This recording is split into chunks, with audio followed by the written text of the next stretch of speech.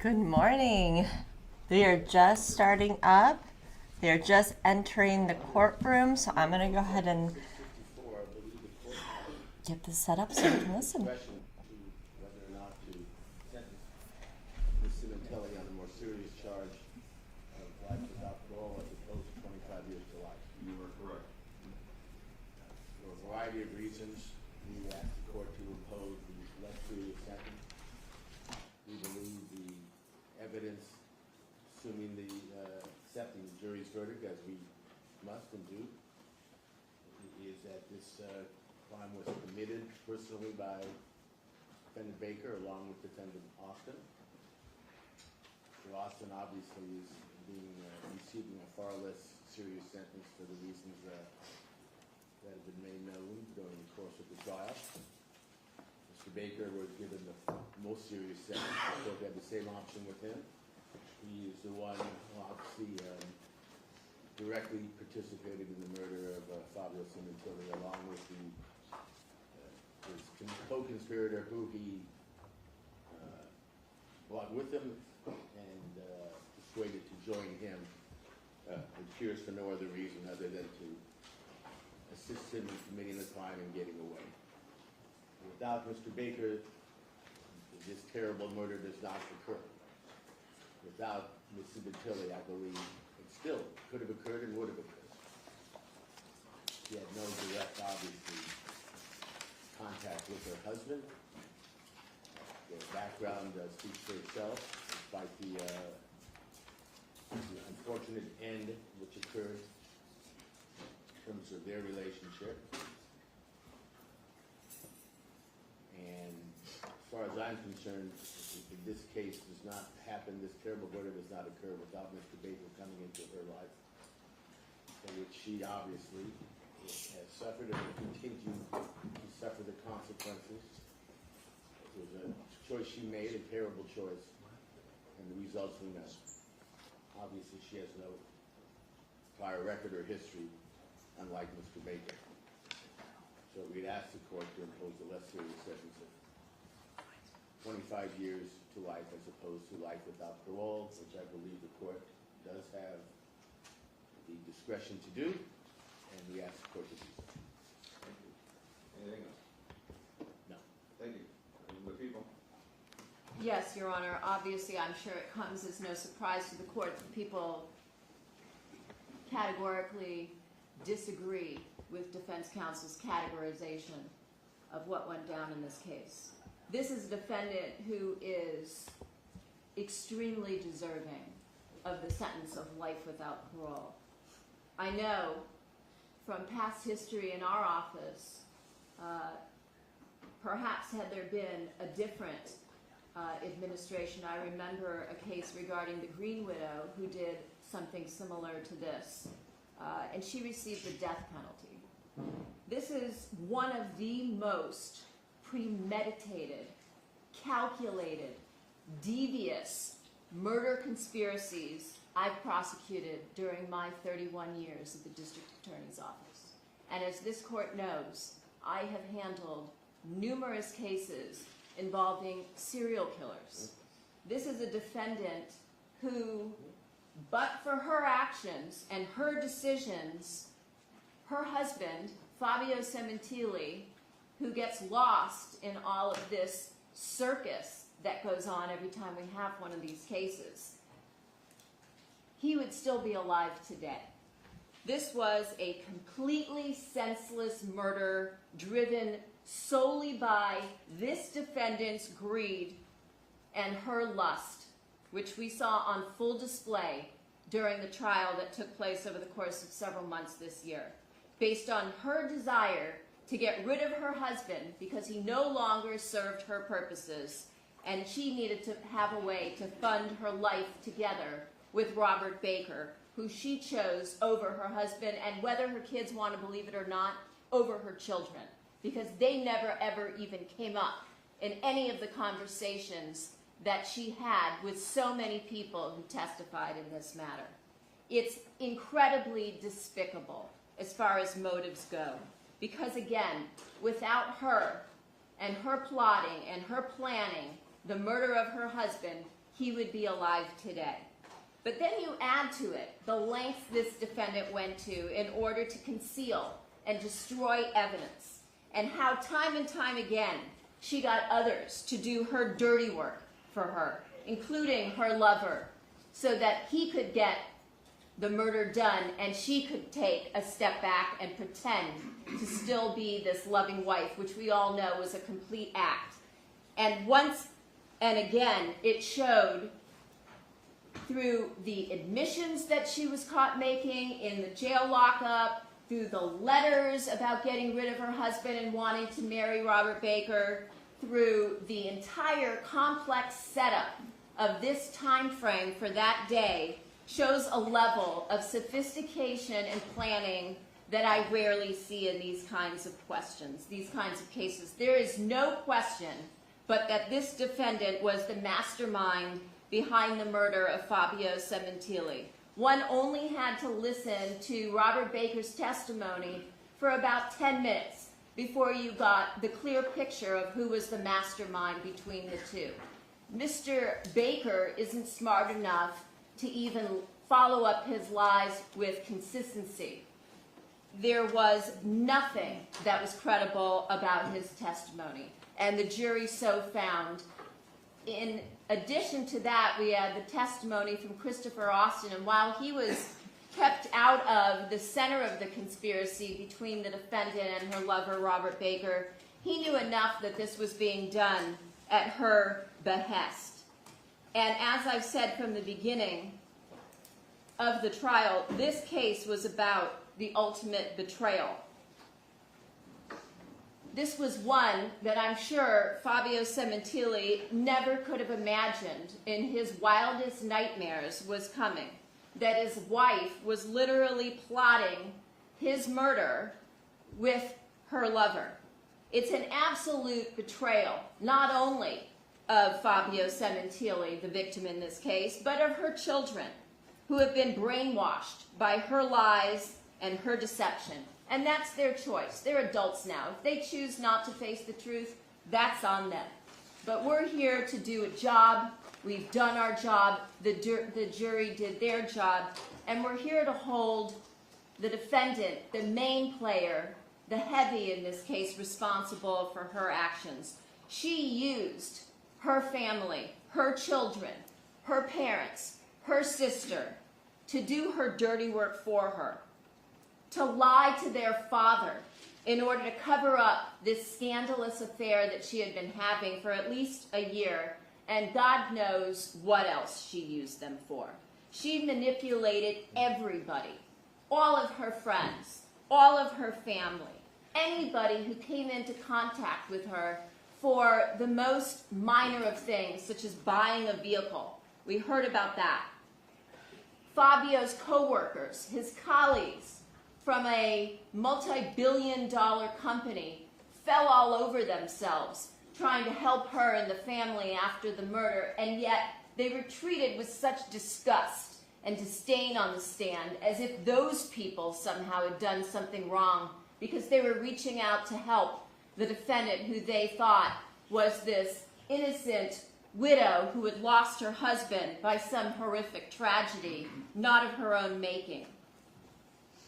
What we have in this case, just to be clear, although I think it was very clear through the trial, was the fact that this defendant and Robert Baker are a perfect match. You have two sociopaths who are completely incapable of any feeling of remorse or guilt. From the beginning until the end, and even now, the defendant is sewing a news story about how she somehow was taken advantage of by Robert Baker. And the stories, the defenses just continue to change as she sits in the jail. I think she's probably even convinced herself of that at this point, which is completely typical of sociopathic behavior. They only feel sorry for themselves, believing they're the true victims here. It was proven over and over and over again by their appalling recorded conversations in custody. And then you have the outrageous manner that this defendant and her lover chose in order to execute Fabio Sementilli, to murder him in his own backyard to stab him to death in such an egregious and evil manner as he was relaxing and working out at the pool, thinking that he had his whole life in front of him as his 50th birthday was quickly approaching, having bought himself finally at the age of 49 and a half a used Porsche because he felt like he had earned the right to do that. And yet his entire life, his entire future was savagely taken from him for absolutely no reason, stabbed to death in his own backyard. And again, we're talking in this case about a victim who was totally innocent, totally vulnerable. As much as she now tries to dirty him up and convince her daughters, oh, he was a dirtbag and he was having an affair, none of that had any evidence to support it. It's just, once again, a way to try to make herself look better, which is, again, typical of sociopathic behavior. To prey on an unsuspecting, completely unarmed, vulnerable, innocent victim who is viciously slaughtered as if his life had no meaning, when she could have just elected to divorce him. And we've seen this before, time and time again. As if his life had no value. And she and her lover showed Fabio Sementilli no mercy. She's not deserving of any mercy of this court. She hasn't admitted to anything that she's done. She hasn't taken any responsibility for her actions in this case. She's just made one excuse after another, after another, after another, as she will continue to prey on people until the day she dies. I can only hope, as his family does, that Fabio at some point lost consciousness fairly quickly with the loss of blood before he bled out. And I'm sure that at no point in time as he lay there dying, unless he was told by Robert Baker why his life had to end this way. And then to learn that she had planned this murder with Baker to have Fabio slayed initially in a public parking lot, as the court recalls, the night before he was murdered on January 22nd, a Sunday night, when she sent him out to pick up dinner.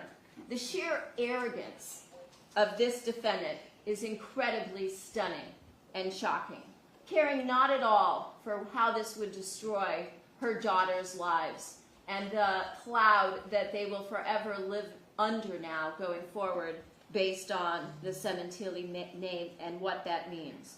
And I know that the law says a jury can't make a decision based on emotion. And so they didn't really get to learn much about who Fabio Sementilli was. But I did over the course of almost 9 years as I handled this case. I must have spoken to over 200 people in the course of my investigation and preparation of this case. And I couldn't find anybody, although I asked, because I was sure there had to be a skeleton somewhere. I couldn't find anyone who didn't ardently believe that Fabio Sementilli was one of the most genuine, wonderful people they had ever met or ever worked with or ever worked for. Not one person had one bad word ever to say about him. He was beloved, maybe not by his wife, but by everybody else, including his ex-wife. And that says a lot. He was a thoroughly decent human being who wanted the best for everybody he came in contact with. And that's a very unique, rare individual in this extremely difficult world that we live in today. The most important thing to him, according to everybody I spoke to, was his family. And that's why this murder was such a betrayal by his wife. This is also, as I've said, a defendant who perpetuated numerous lies for almost a decade. She's a habitual liar. We presented a ton of evidence regarding that.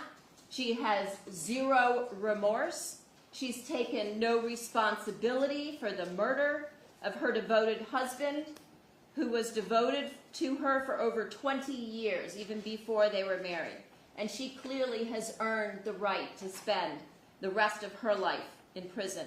There was such overwhelming evidence in this case as to guilt, as well as to the special circumstances regarding the murder for financial gain, such as it was at some point, the court prohibited us from putting on any more witnesses because there was so much evidence regarding the life insurance, as well as all of the other policies and retirement accounts and monies that Fabio had accumulated over and through his own hard work over decades, bringing himself up from nothing to a hairdresser, to a celebrity hairdresser, to a platform artist, to a vice president of a multi-billion-dollar company, as well as the special circumstance in this case of lying in wait, which we heard in excruciating detail from the defendant's lover, Robert Baker.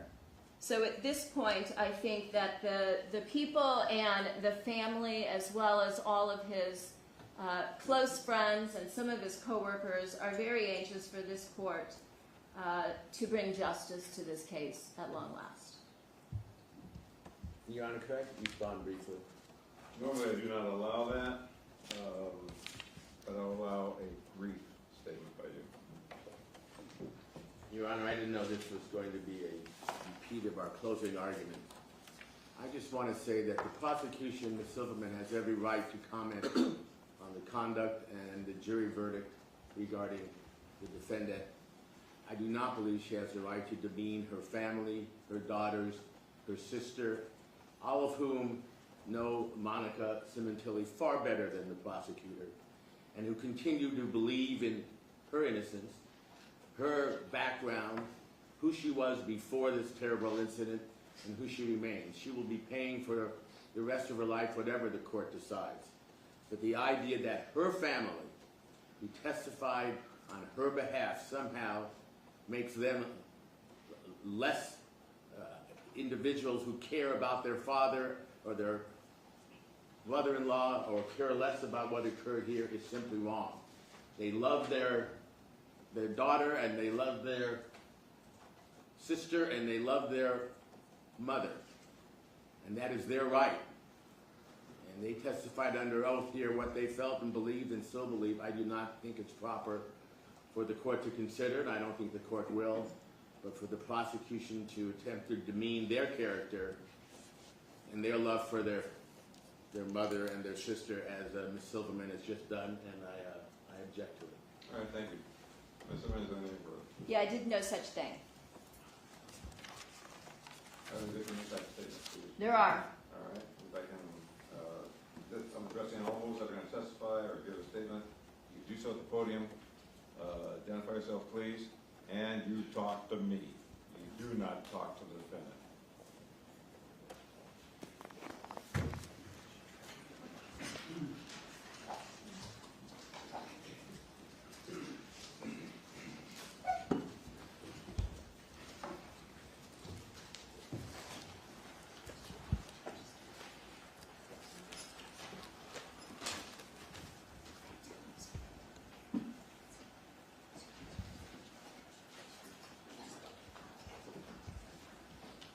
Good morning. My name is Luigi Sementilli. I'm Fabio Sementilli's son from his first marriage.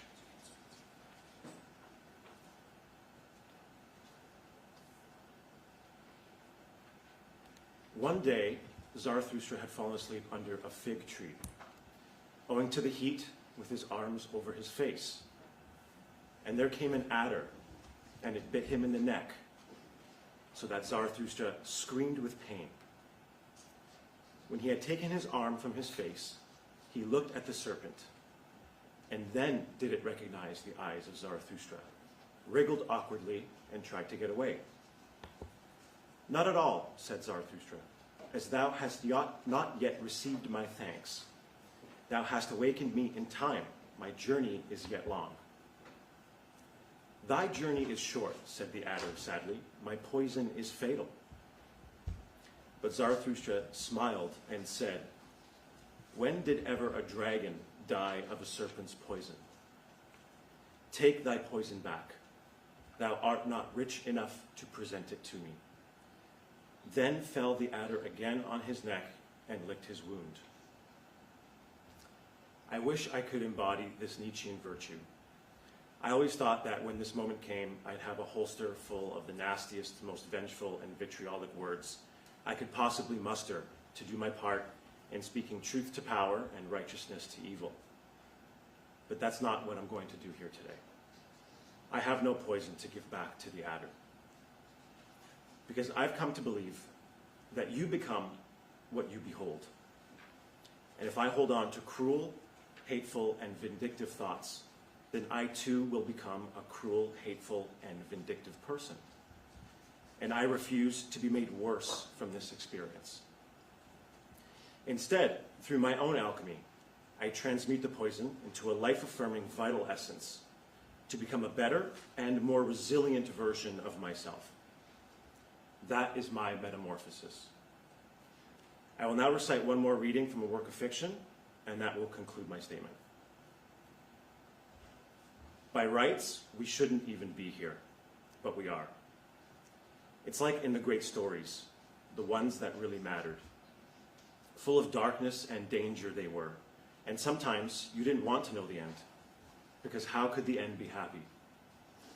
How could the world go back to the way it was when so much bad had happened? But in the end, it's only a passing thing, this shadow. Even darkness must pass. A new day will come, and when the sun shines, it will shine out the clearer. Those were the stories that stayed with you, that meant something, even if you were too small to understand why. But I think I do understand. I know now. Folks in those stories had lots of chances of turning back, but they didn't. They kept going. Because they were holding on to something. What are we holding on to? That there's some good in this world, and it's worth fighting for. Thank you. Thank you, Mr. Sementilli.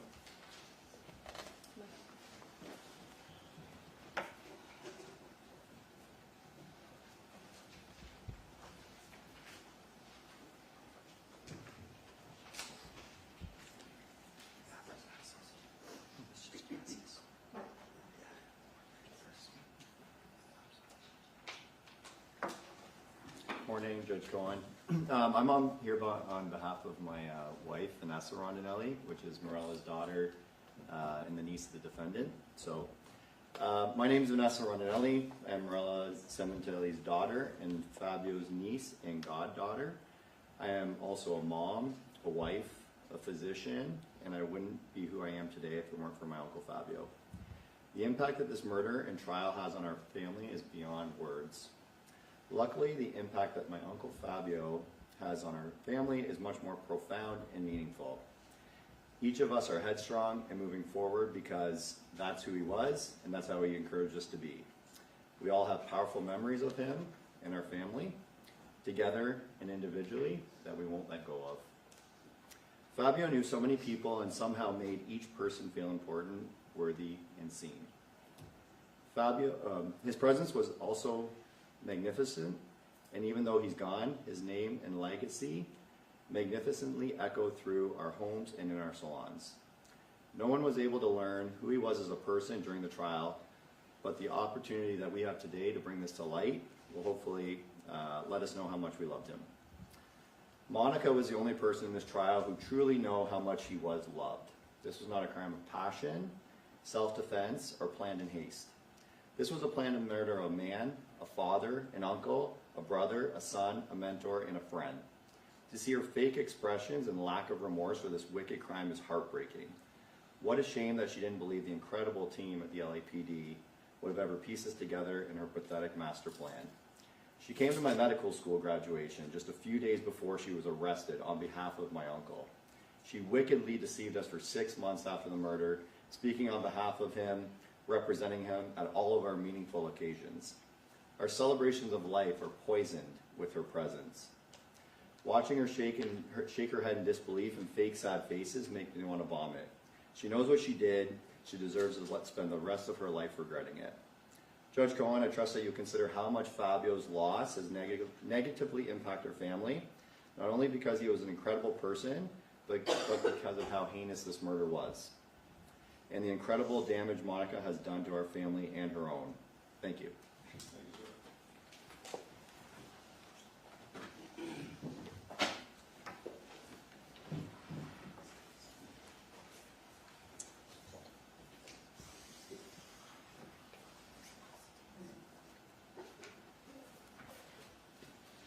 Good morning, Your Honor. My name is Isabel Pacillo.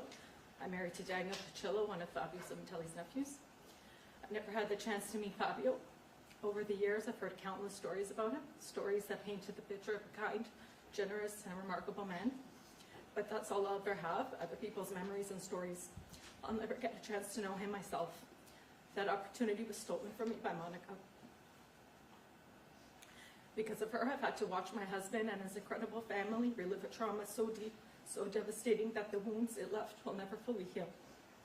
Because of her, my first year of marriage was not filled with the typical joys, celebrating new beginnings and building a life together. Instead, every happy moment was shadowed by grief. Every celebration came with a painful reminder of what was lost. The hardest part has been watching my best friend, my husband, struggle. I've seen him consumed by sadness, anger, and depression.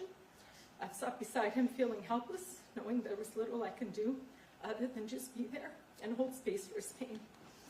Monica, you've caused me sleepless nights, stress, constant worry, not just for Daniel, but his entire family. During the trial, I sat in this courtroom for days, followed along when I couldn't be here in person. The evidence presented was overwhelming. It revealed the cold, calculated nature of who she really is. I'm grateful the jury saw the truth and delivered the only just verdict, which is guilty. Monica deserves to be exactly where she is today, in that ugly jumpsuit. In fact, I believe she deserves worse for orchestrating this horrific murder and destroying not only her own life, but the lives of so many others who must now grow up knowing who she is. Monica's sentencing doesn't undo the pain, but it sets us on the right path to begin healing. Thank you, Your Honor.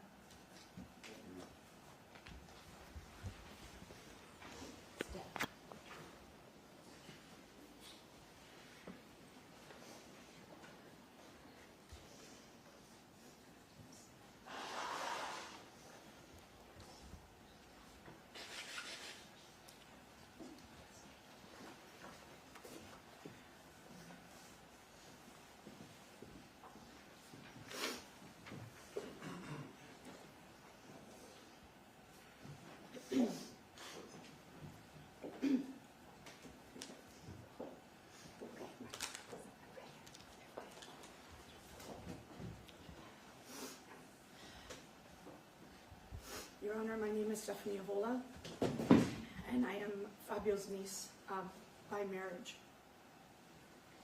Your Honor, I stand here today a woman traumatized, angry, and heartbroken. As Fabio's niece, I have lived almost a decade with unimaginable grief, betrayal, and pain. I am here not only as a family member who loved Fabio deeply, but also as a colleague in the hair industry who witnessed his brilliance firsthand. My life was shattered the day he was taken from us. In a way so brutal, so senseless, and so deliberate, it defies comprehension. On January 23rd, 2017, almost 9 years ago, life as I knew it ended. That was the day my uncle, Fabio Sementilli, was brutally stabbed to death in the backyard of his own home on my birthday. The same home where he had built a life, raised a family, and welcomed people with open arms. And the same home where his wife, Monica Sementilli, the woman he trusted more than anyone, conspired to have him murdered. Fabio Sementilli was everything his killer, Monica Sementilli, is not. He was kind, he was loyal, he was generous, he lifted people up, he didn't destroy them. He led with integrity, he loved with his whole heart. He made people feel seen, valued, safe, and inspired. Fabio brought joy, wisdom, and light to the world and everyone around him. Monica Sementilli brings darkness, manipulation, deceit, destruction, and death. Fabio gave his entire life to building others up. Monica spent years secretly tearing his life down. Fabio was loved. Monica is despised. Fabio Sementilli wasn't my uncle by blood, but he was my uncle in every way that truly mattered. He was family. He taught me to believe in myself, to chase my dreams, and to build honest relationships. He showed me the importance of family, family created through friendship, through work, and through love. He taught me about an industry he loved deeply.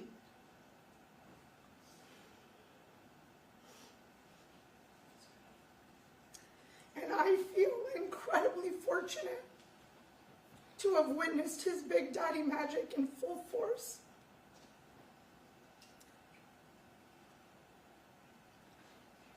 Both on stage and behind the scenes. Fabio carried himself with grace, humility, laughter, and joy. He was always the first to raise his hand to tell a joke, to lighten the mood, to laugh until you couldn't breathe.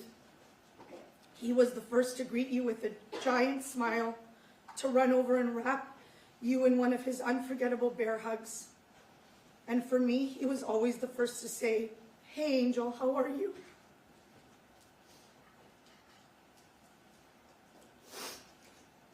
Fabio's favorite saying, "Charge the mountain," has become a daily mantra for me and my family. For 8 years since Fabio was brutally and senselessly taken from us, that phrase has helped us get through. It reminds us to push forward, even when we are broken. And losing him is not just pain, it's betrayal. Fabio was taken from us by the very person he and our family trusted most. What happened wasn't random, it was planned, calculated, evil. And it came from someone who shared his home, his life, and his heart. It came from a woman my family showed love and respect to for over 20 years. The same woman who smiled in our faces while plotting Fabio's murder behind our backs. The same woman we comforted, supported, and defended while she betrayed us all. The same woman who played the grieving widow while secretly having an affair with a convicted sex offender, conspiring with him to kill her husband. And so today, Your Honor, I stand before the monster who deceived us all and who set this entire plan in motion, who lied, who schemed, who manipulated, and who murdered. Monica is the reason my family is broken. The reason my family knows names like Robert Baker and Christopher Austin. The reason Fabio is dead. The reason we have all been dragged through this unbearable, lifelong nightmare. The reason a 2.5-month trial was held, and the reason we are all here today. None of us sitting in this courtroom today could have possibly imagined the level of pain, betrayal, and sheer evil that would rip through our lives and redefine who we are. That is the evil of Monica Sementilli, an adulterer whose selfishness, treachery, and complete absence of human decency shattered our family, destroyed the man who trusted her most, and left us all with a life sentence of grief, rage, and unanswered questions. A monster who was found guilty on April 11th in this very courtroom by 12 unbiased jurors. Guilty of first-degree murder, conspiracy to commit murder, murder by means of lying in wait, and murder for financial gain. 12 strangers, 12 people with no connection to our family. And yet, after hearing the evidence, after seeing the lies and the cruelty laid bare, they saw the truth as clearly as we always have. I remember that phone call from my husband. The call that shattered everything.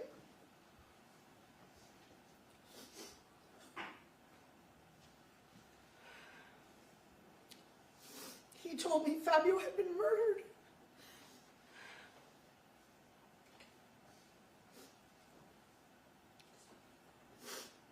I dropped to my knees in pure grief. Pain shot through my body like electricity. I was sick to my stomach. I couldn't make sense of what I was hearing. And even though that day was almost 9 years ago, I remember it like it happened yesterday. The details are burned into my memory. Every moment, every word. I remember my husband yelling through the phone, "They killed him. They killed my uncle."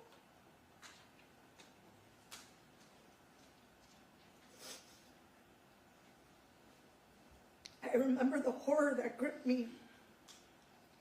I laid awake that entire night, unable to close my eyes, tears streaming down my face, praying to God that this was some kind of sick joke, that I'd wake up and it would all be a mistake, that Fabio would still be alive, and that things would go back to how they were. But they didn't, and they never will. Almost 9 years later, the pain has not faded. The trauma of what happened to Fabio, of how he was taken from us, still haunts me as deeply today as it did the moment I first heard the news. It is a relentless, paralyzing grief, a kind of sadness that doesn't ease with time. It lives in me. It shapes my everyday. It has stolen my peace, my sleep, and the sense of safety I once had. This wasn't just a loss. It was a brutal, calculated murder, and I am still living with the wreckage. After the murder, I remember how I began to question things that didn't seem right. I was trying to make sense of something so senseless, and it never made sense. I couldn't believe that just days after Fabio was brutally murdered in his own backyard, the wake was held in the very place where his life had been violently taken, complete with a carefully arranged shrine by his devoted wife. I was terrified that my husband had to be in that house. Who would want to gather there? How could Monica find comfort in a home where her husband had just been murdered? How was she able to compose a memorial for Fabio just days after finding him dead? It felt disturbing and unnatural. I couldn't believe that my husband and family members were asked to take Fabio's belongings, his tools, his suits, his jewelry, back to Canada. It felt cold and cruel. Just days after Fabio was brutally murdered, it felt like there was already a rush to erase him. Please turn off electronic devices, please. To move on. Wouldn't you want every reminder of him close? Especially after losing him so suddenly and so violently? It didn't feel like grief, it felt like guilt. Nothing felt right, nothing made sense. The details of the murder Monica described never pointed to a robbery. Nothing of value was taken except for my uncle's life. Even the Porsche was found days later abandoned but untouched. What could possibly be the motive? What was the intent? Fabio had no enemies. He was loved and adored by everyone. I never believed for a second that this was a case of wrong place, wrong time. Because Fabio was an innocent man, a good man. Our family went in circles, months after months, combing through all the details, envisioning different scenarios of what could have possibly happened that day, over and over and over and over again into exhaustion. We now know that Fabio was targeted. This was a cold, calculated conspiracy, a plan orchestrated by his own wife, a plan rooted in greed, betrayal, and staggering cruelty. She wanted his money, she wanted her freedom, she wanted a new life, and she was willing to have her husband butchered to get it.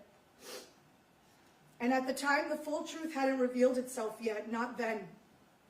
But now I see it for exactly what it was. A premeditated execution carried out by cowards, driven by a woman with no soul. At the funeral, Monica wore black gloves and a dramatic black veil that covered her face. I remember a chill running down my spine the moment I saw her.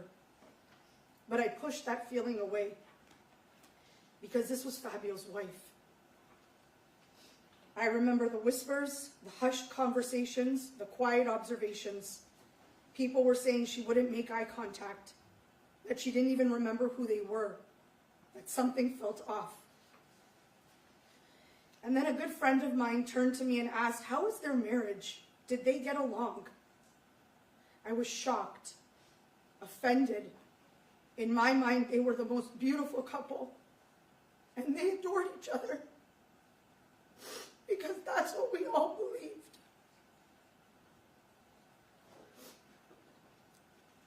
And from that point on, there was a string of events that just never felt right.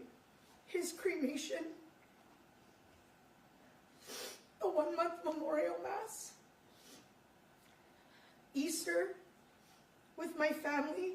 We were shamed for asking about the investigation, told not to speak of that day or contact police. We were silenced into pretending things were normal when nothing was. And then Monica continued to live in that house.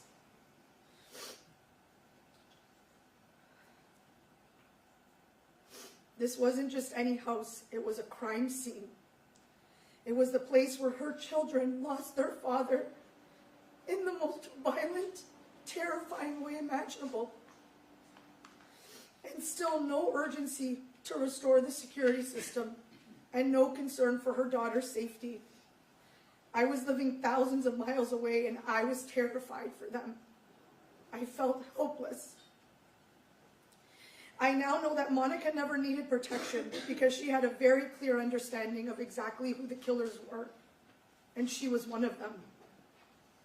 My family was manipulated into believing that all of these devious actions were somehow normal, that this was just grief, that Monica was just doing her best to cope. Out of love and respect for Fabio, we silenced ourselves because we believed that honoring her was what Fabio would have wanted, because we loved him that much. I remember the day of my youngest child's baptism, April 2nd, 2017. My mother-in-law and Morella, devastated and heartbroken, were speaking on the phone with Monica. They wanted so desperately to comfort her, to check in on her and the girls, to help her through her grief, even from thousands of miles away. And Monica, you made them believe you were inconsolable. You cried on the phone. You were too distraught to talk. You told them it's just not a good day for me. And they believed you because they loved you, because they trusted you. But in court, we learned the truth. Just days before that call, you were in Las Vegas with your lover and co-conspirator, Robert Baker. You weren't grieving, you were partying. You were parading around like a teenager. You were grabbing crotches. You were whoring yourself out to the man who you conspired with to slaughter Fabio, acting like a desperate, soulless woman with no shame, no conscience, and no remorse. But the truth is, that wasn't an act. That was you being exactly who you are. Desperate, soulless, and utterly devoid of any humanity. You're diabolical, evil, and sick. And that Vegas trip, that was one of just the many trips with your murdering lover in the 6 months before law enforcement could catch up with you. The most insulting of them all was the I'm gonna go walk a golf course alone in Fabio's honor trip. By then, even your own family was starting to see through the lies. Even they couldn't pretend anymore. I was there as you accepted the Lifetime Achievement Award on behalf of the man you murdered. The man loved and adored by every single person on that stage and in that room. Your performance didn't fool anyone. Your act was crumbling, and your bullshit was impossible to ignore. June 14th, 2017, the puzzle that had tormented me with sleepless nights and endless grief finally fit together. You, Monica, and your vile lover, Robert Baker, were arrested for the murder of Fabio Sementilli. I remember hearing the news and feeling for the first time like the weight of grief that had clung to my soul was finally lifted.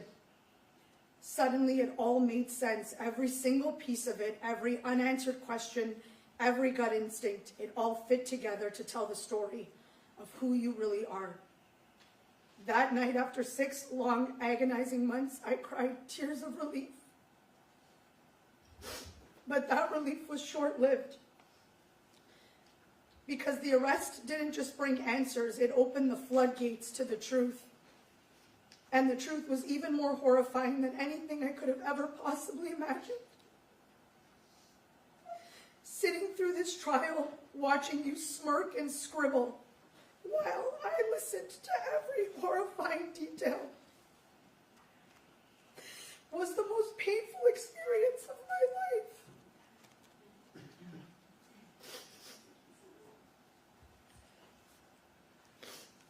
I was sick to my core, broken. Never in my darkest nightmares could I have imagined an 18-month torrid sexual affair between Monica Sementilli and a convicted sex offender named Robert Baker. Never could I have conceived that these two despicable, vile creatures would be scheming and plotting Fabio's death to steal his life insurance money and start a new life together. Never in all of time would I have imagined Monica living a double life so evil, so depraved, that she would set up her own husband to die, while the rest of us watched her Instagram posts peg her as the grieving, devoted wife. But perhaps the most horrifying part of it all, never could I have imagined that she had planned this execution so that her youngest daughter would be the one to arrive home first, so that her own child would be the one to discover her father's lifeless body, brutally stabbed to death. Only a devil could carry out something so calculated, so cruel, and so utterly heartless against her own child. Never could I have foreseen the mountain of evidence collected by the LAPD, a mountain so overwhelming, so undeniable, that it would prove beyond any reasonable doubt that Monica Sementilli orchestrated the murder of Fabio Sementilli. Never in my worst nightmares could I have imagined hearing her and her murdering lover, in their own words, recorded from jail, casually dissecting the murder they committed. Monica didn't sound broken, she sounded proud, wicked, calculated. I was sickened to hear her profess her love for the man who police told her slaughtered her husband. My poor uncle had no idea the devil that lay beside him.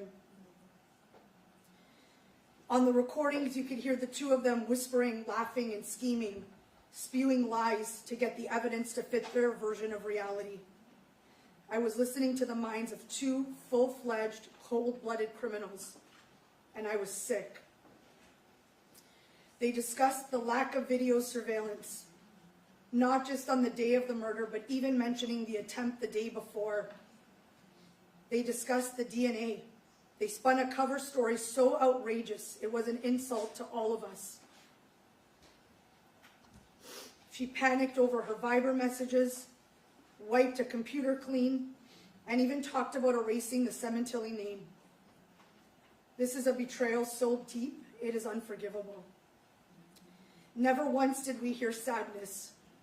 Never once did she express grief over the loss of her husband, the father of her children, the man she spent 20 years with. She never once, since her arrest, has said Fabio's name. She never begged for justice. She never pleaded for the police to find the real killers, because she is the real killer. Fabio's death was never a trauma for Monica. Instead, it was an obstacle, something she had to get through and move out of the way so that she could begin her new life of freedom. That's why it was so easy for her to lie and manipulate the facts surrounding his murder. She wasn't distraught, she had planned it. She had been so far removed from the reality of what she was doing for so long that by the time it happened, it meant nothing to her. It meant nothing for her to casually tell a car salesperson that Fabio had been murdered in his truck, just to get a better deal, just to get sympathy from strangers, even though that was a lie. Monica used her husband's murder for her own benefit. Deals on cars, on trips, on hotels. Any way she could spin his death to her advantage, she did. And she did it without remorse, because his death never mattered to her. His loss meant nothing, and she treated it exactly that way. And never ever could I have imagined that on the exact same days we were mourning Fabio, at his wake and his funeral, crying together, trying to survive this nightmare, Monica was sending sexually explicit, vulgar, pornographic images to Robert Baker of herself from her parents' home, all while still wearing her wedding ring. She wore gloves and veil at the funeral, a costume of mourning, while privately desecrating Fabio's memory behind closed doors. It is shameless and vile. Monica, you are the most despicable and evil of all mankind. You are a liar, a deceitful manipulator, an adulterer, and a murderer. A man who loved you, trusted you, and built a life with you was brutally murdered. And you cremated him without discussion, without dignity, and placed his remains in someone else's family plot, as if that was good enough. No headstone, no plaque, no resting place that honors who he was, a devoted father, a respected professional, a man beloved by so many.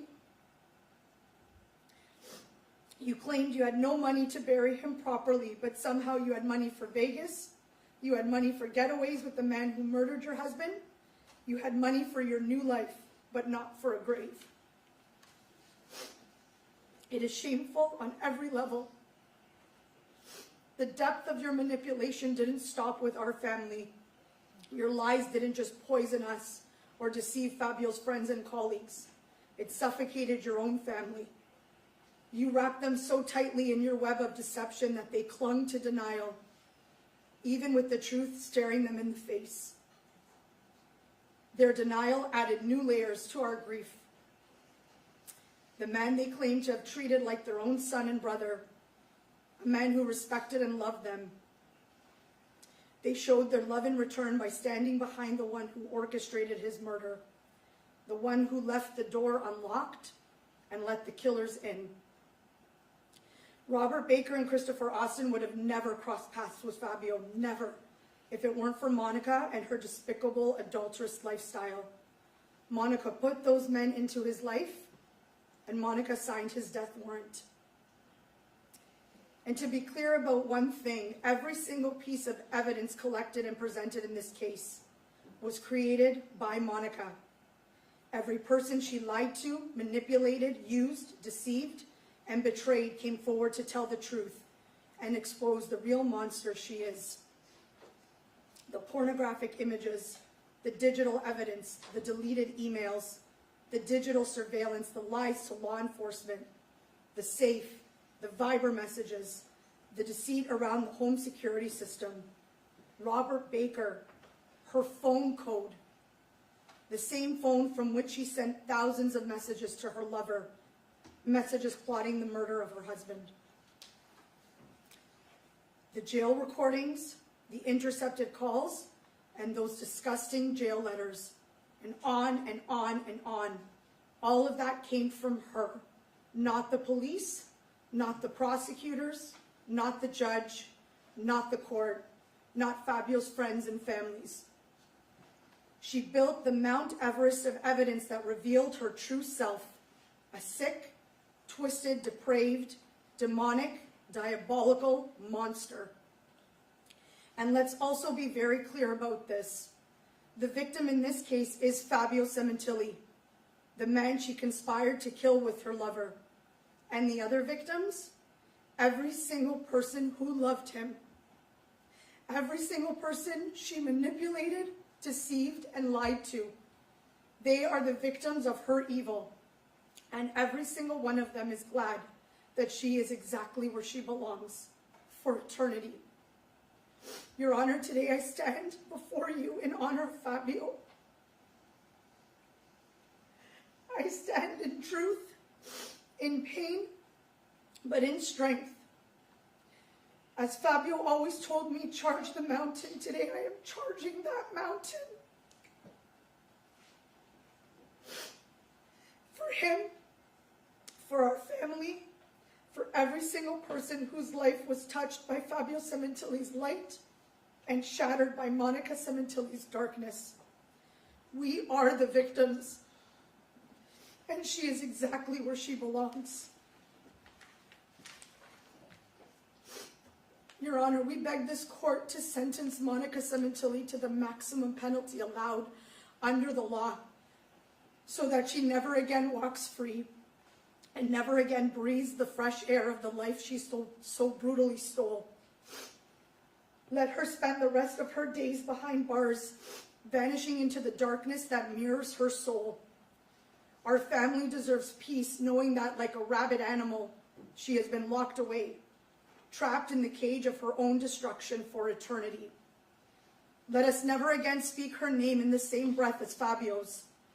Let us forget everything about her, who she was, who she pretended to be, and who she actually is, for she is nothing. Nothing but a hollow shell, a soul devoid of any humanity. Let her be haunted for the rest of her days by Fabio's voice, his laughter, and his face, every single time she closes her eyes. There will be no peace, no silence, just the constant echo of the man she betrayed and destroyed, the man she will never outrun, even in her sleep. Let her be forgotten as the clump of nothingness that she is. Her mantra is ride or die. Well, Monica, now you can ride or die in prison. Thank you.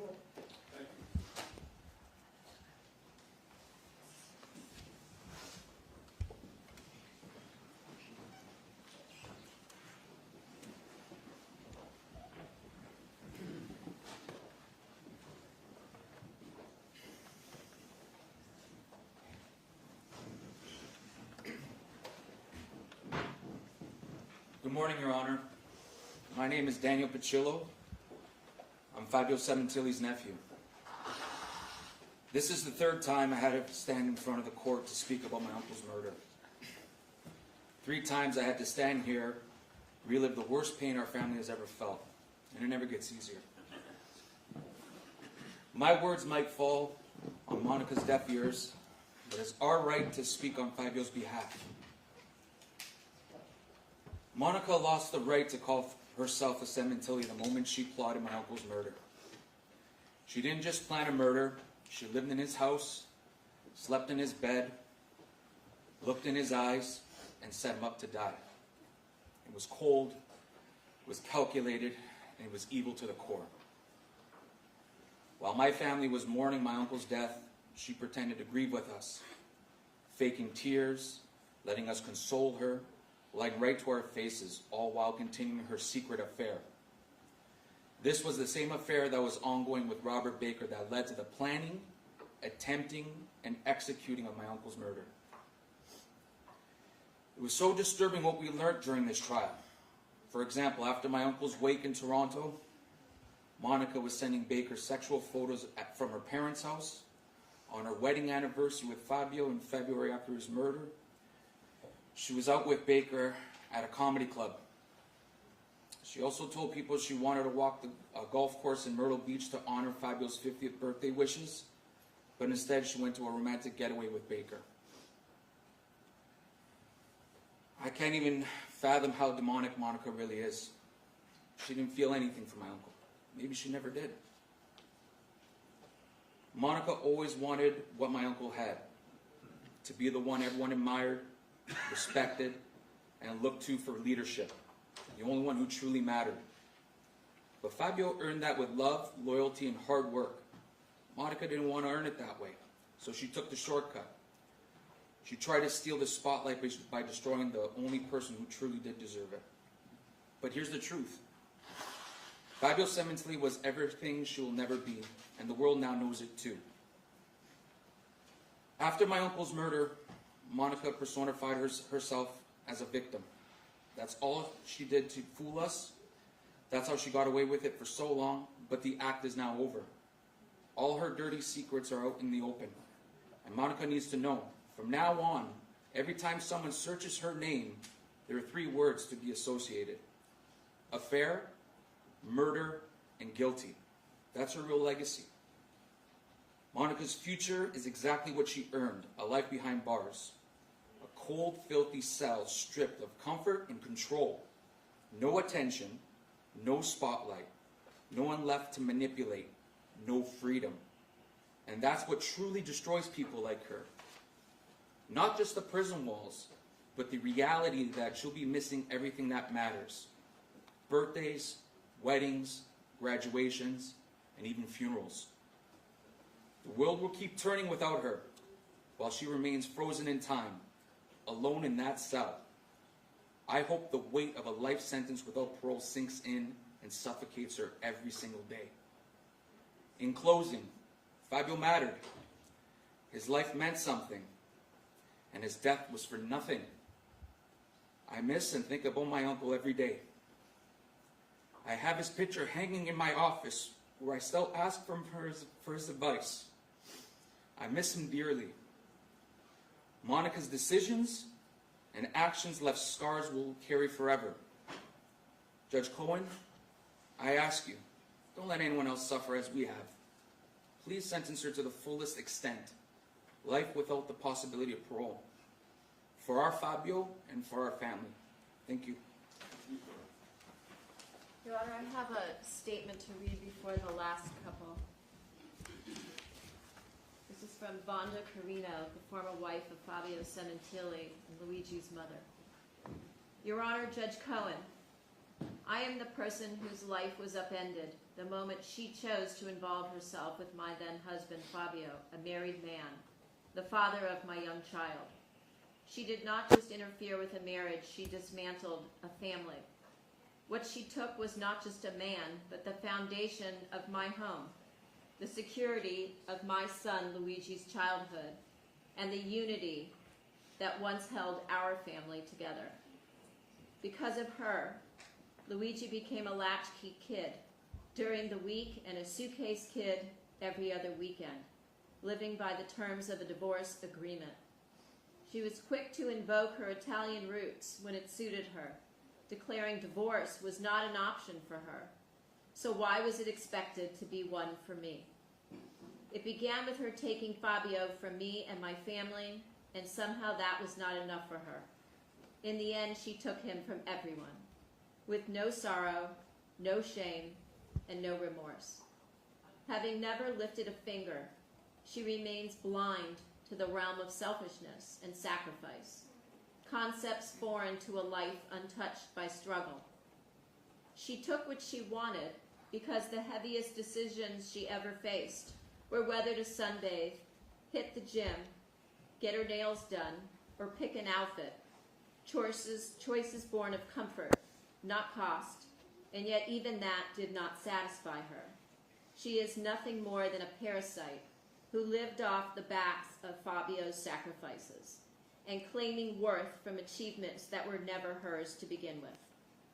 And with one act, she ripped a father from his children, a son from his mother, a brother from his siblings, an uncle from his nieces and nephews, and a friend from countless hearts. She did not just end a life, she shattered entire generations. She needs to face the weight of that. She got herself exactly where her actions led her, isolated, directionless, and utterly responsible. I thank the court for your time. Thank you.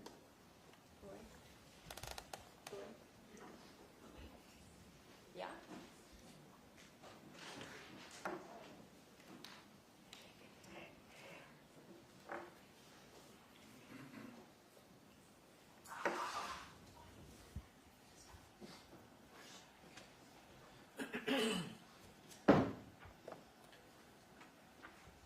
name is Anthony Piccillo, Fabio Sementilli's oldest nephew.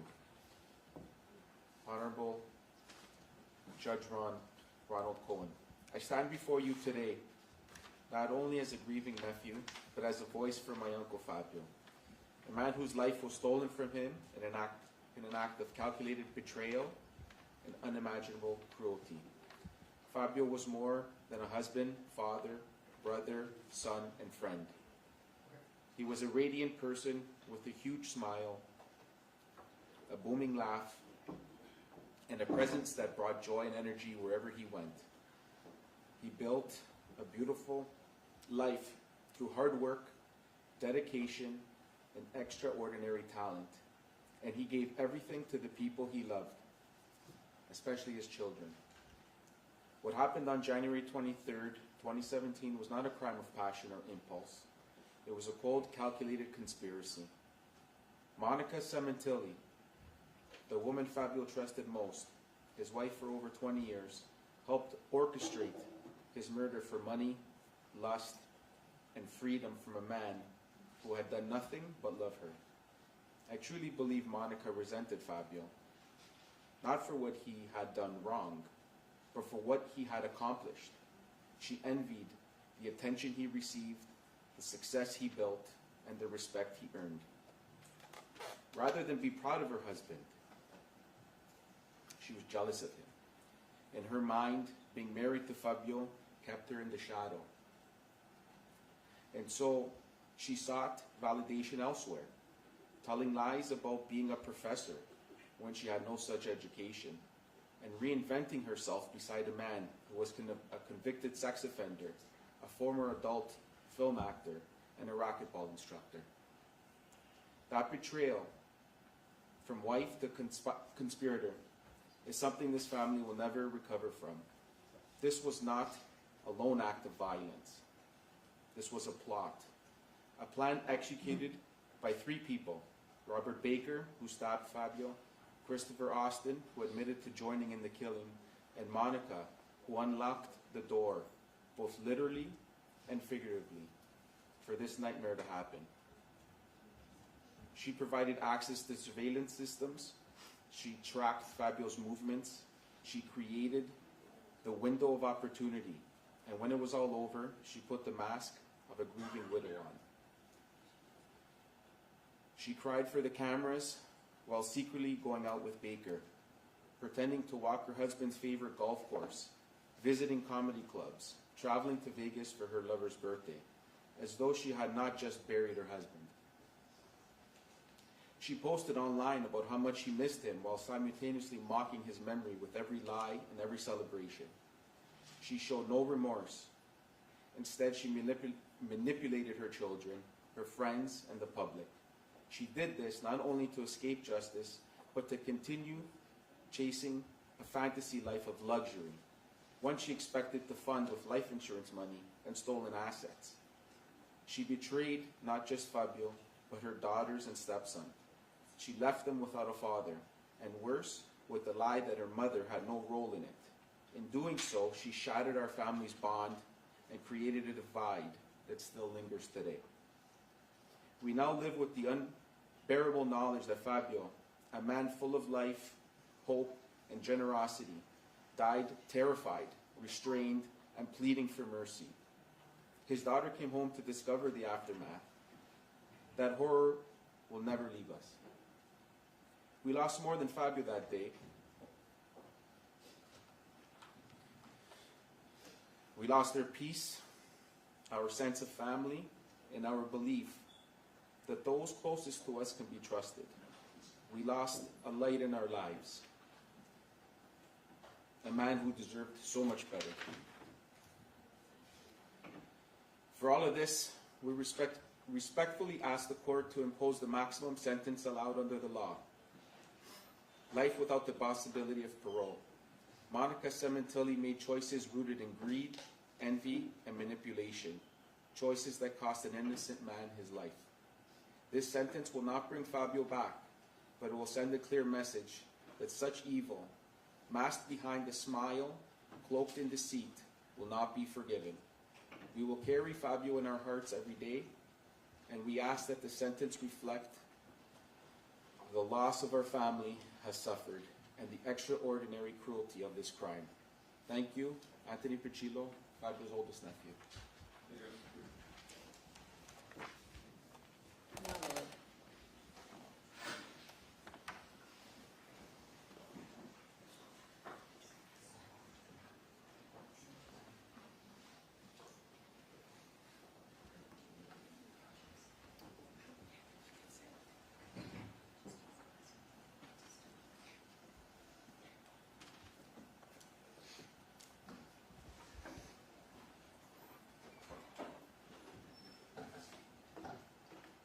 Good morning, Your Honor, and members of this court. My name is Loretta Pichillo. I'm Fabio's eldest sister. I stand before you as a sister whose life was shattered by unimaginable betrayal. I am filled with pain, bitterness, and heartbreak. On January 23rd, 2017, my brother Fabio was ambushed in his own backyard, stabbed multiple times. One of those wounds pierced straight through his heart. They silenced him, held his eyes closed, covers his mouth, and he never stood a chance. And the person responsible wasn't a stranger. It was the woman we had welcomed into our family for over 20 years, his wife, Monica. I am ashamed to admit that Monica was my sister-in-law for 2 decades. We treated her like family, and she betrayed all of us. That day, she told Fabio she was going out to get dinner and left the front door unlocked so that her lover and accomplice could enter the home. Monica walked out knowing full well that within minutes, her husband, Fabio, will be viciously attacked and held down. Only a demon could orchestrate the murder of a loving husband, then savagely time it so her own daughter would come home to find her father's lifeless body lying in a pool of blood. Family meant everything to Fabio. I try to pick up the pieces of my broken heart. I still can't make sense of it. How does a woman who had everything desire a dirty life of multiple partners, sex-crazed men act like a slut, wearing sleazy outfits? You had it all, Monica, and you threw it away. You burnt it to the ground. For what? Lust? Greed? Attention? There's a darkness living inside of you that no mortal can understand your evil treason. You're rotten through and through. No amount of pretending, lying, or manipulating will ever hide the truth. We all saw and heard. She is demonic for the merciless crime on my vulnerable, defenseless man. Fabio's strength was his presence, steady, warm, unforgettable. He had a bold, radiant force that drew people in and made you truly feel seen. His laughter was the soundtrack of every room he entered, deep, joyful, full of life. You always wanted to be near Fabio, because wherever Fabio was, that's where the party was. I miss him more than I can ever express. I want to thank him for being the greatest brother, the heart, the soul of this family. We will never stop speaking his name. I love my brother Fabio. We share childhood memories and laughter that only siblings who had truly adored each other know. I could call him at any time. He'd answer. How are you, my beautiful sister? He would make me laugh. It's all the little things he did that left a mark on my heart for him.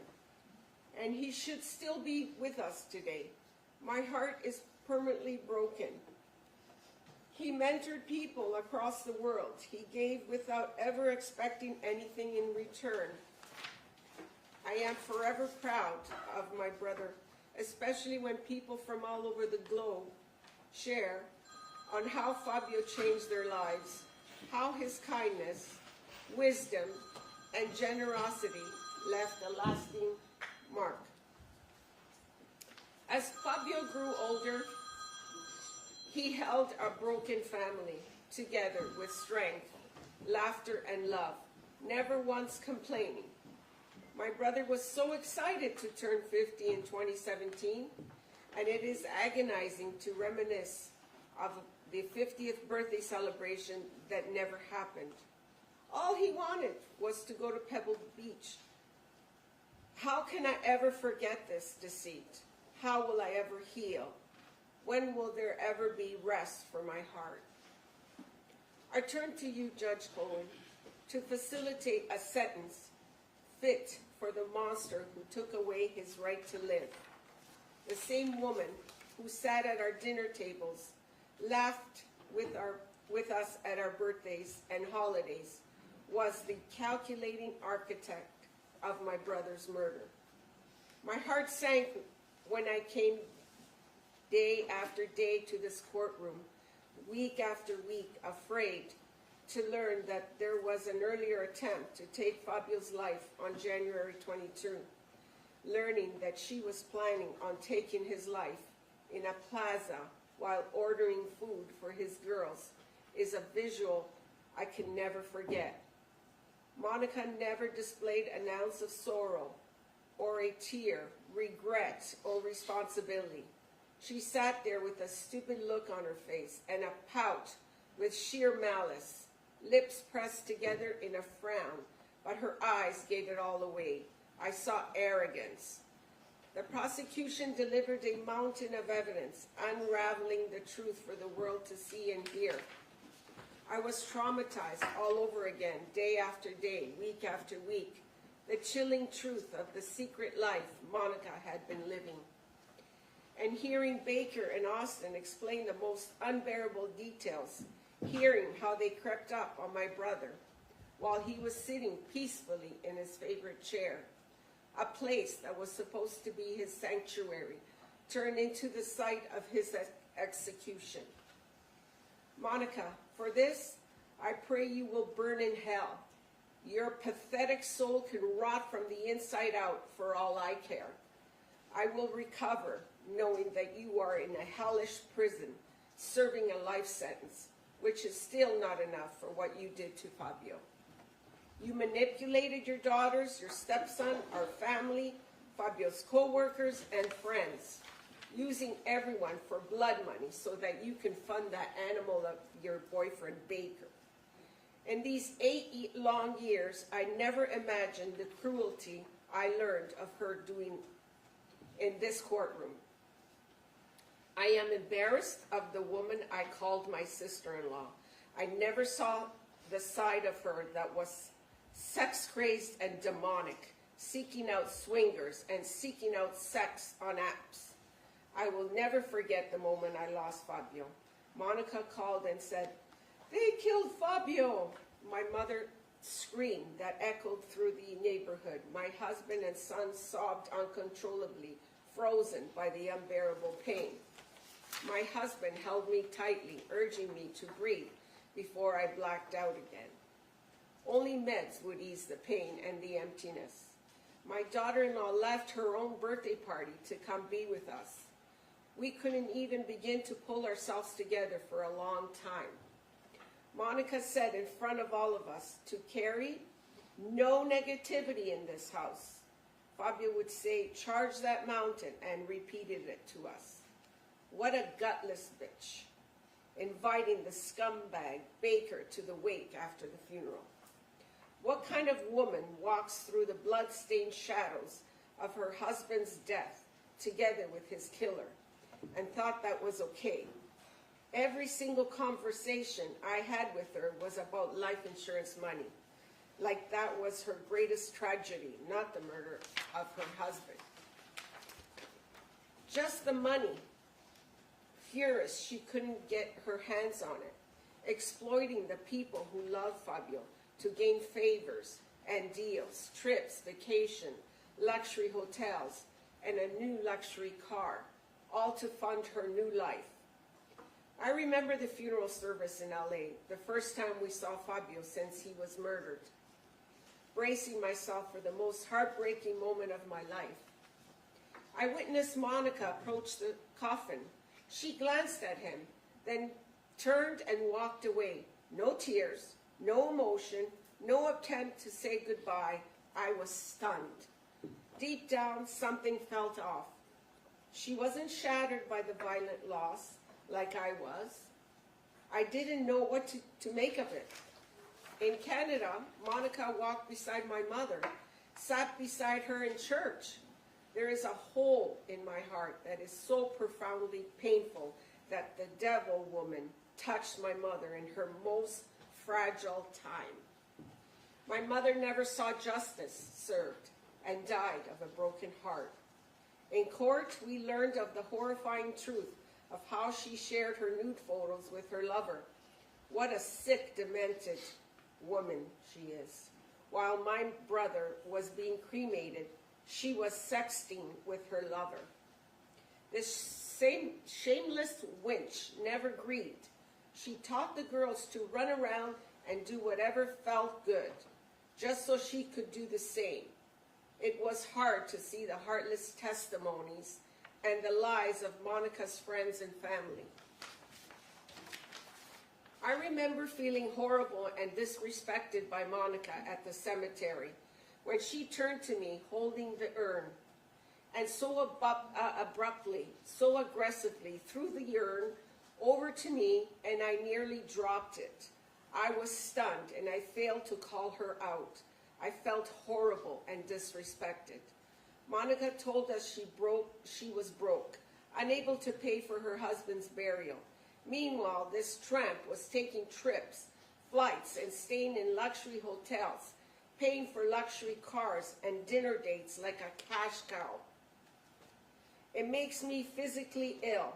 So many of Monica's lies, her double life, her manipulation, her betrayal, were exposed in court and displayed for the world to see. Even in death, Monica denied Fabio dignity. As a mother, I suffer to understand what is Monica teaching her daughters, that a good man who adored her could be disposable like trash to carry on with a lover. She is guilty of passing down a legacy of cruelty, deceit, and moral emptiness. And while we showed up every day in court to fight for Fabio, her sister Anna Larson and Monica's family never showed any pain, tears, or grief when they saw the murder scene. I wanted to stand up and scream, "Your daughter did this. She viciously murdered him, leaving him to die alone. None of them showed a sign of pain. What a disgusting bunch of animals. It makes my blood boil. They turned their backs on him, just like Monica did." Monica's sister, Anna, took the witness stand and said something I will never forget. She said, "You can have a great marriage and love someone and still cheat on them. It happens all the time." How sickening. That isn't marriage, that's betrayal. You can go ahead and call yourself Mrs. Baker now because you lost the right to the Sementilli name. The world sees you now for what you are, a whore and a murderer. You shattered your daughter's futures, stole their innocence, and destroyed the safety of their world. Let this stand like a punch to your face, to your body, to your rotten soul. I have nightmares where I hear my brother calling for help, confused, scared, and in pain. We struggle every day to pick up pieces and find a way forward, but some scars never fade. This betrayal will forever be part of our family story. This was a deliberate, premeditated execution of the man who loved her, and she never once took responsibility. Monica's betrayal stole more than a life. It stole our peace and the future we once believed in. Fabio would have wanted me to live life to the fullest and heal. Thank you, Your Honor, for your patience and fairness through this long and painful trial. That Silverman, words will never be enough. You gave us strength. You never stopped fighting for Fabio, even when we felt broken and lost. You didn't just fight with skill, you fought with your heart. You gave us hope when we had none. Heather Siegel, thank you for your support, your belief in this case, and the time you gave to help pursue justice for Fabio, and we won't forget you for this. To the LAPD detectives, officers, court staff, including Team Fabio, the jury, and every person behind the scenes, thank you for your service. Mom, we did this with you too. I know you're with Fabio. Your voice echoes through mine, and today we stand in your honor. To the people around the world who love Fabio and stood by our side through this nightmare, thank you. Your Honor, I respectfully submit this statement as a victim. I have endured unimaginable pain at the hands of Monica, the woman who orchestrated the brutal murder of my beloved brother, and then watched us suffer without blinking. She is manipulative, calculating, remorseless, and dangerous. She plotted this crime for months. She watched it unfold, and after it happened, she lied and continued her betrayal without shame. She is deserving of the maximum sentence possible today. Thank you, Your Honor. Thank you.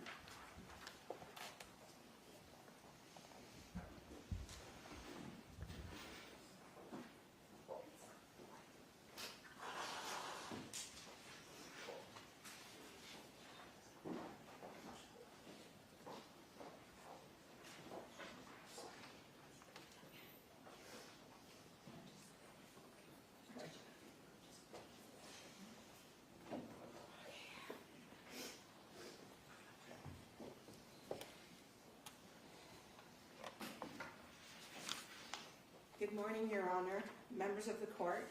My name is Fabio Sementilli, and I want to apologize in advance if some of my words may offend. There has been no deeper pain than losing Fabio at the hands of betrayal from the woman he honored. What Monica did shattered more than just my life.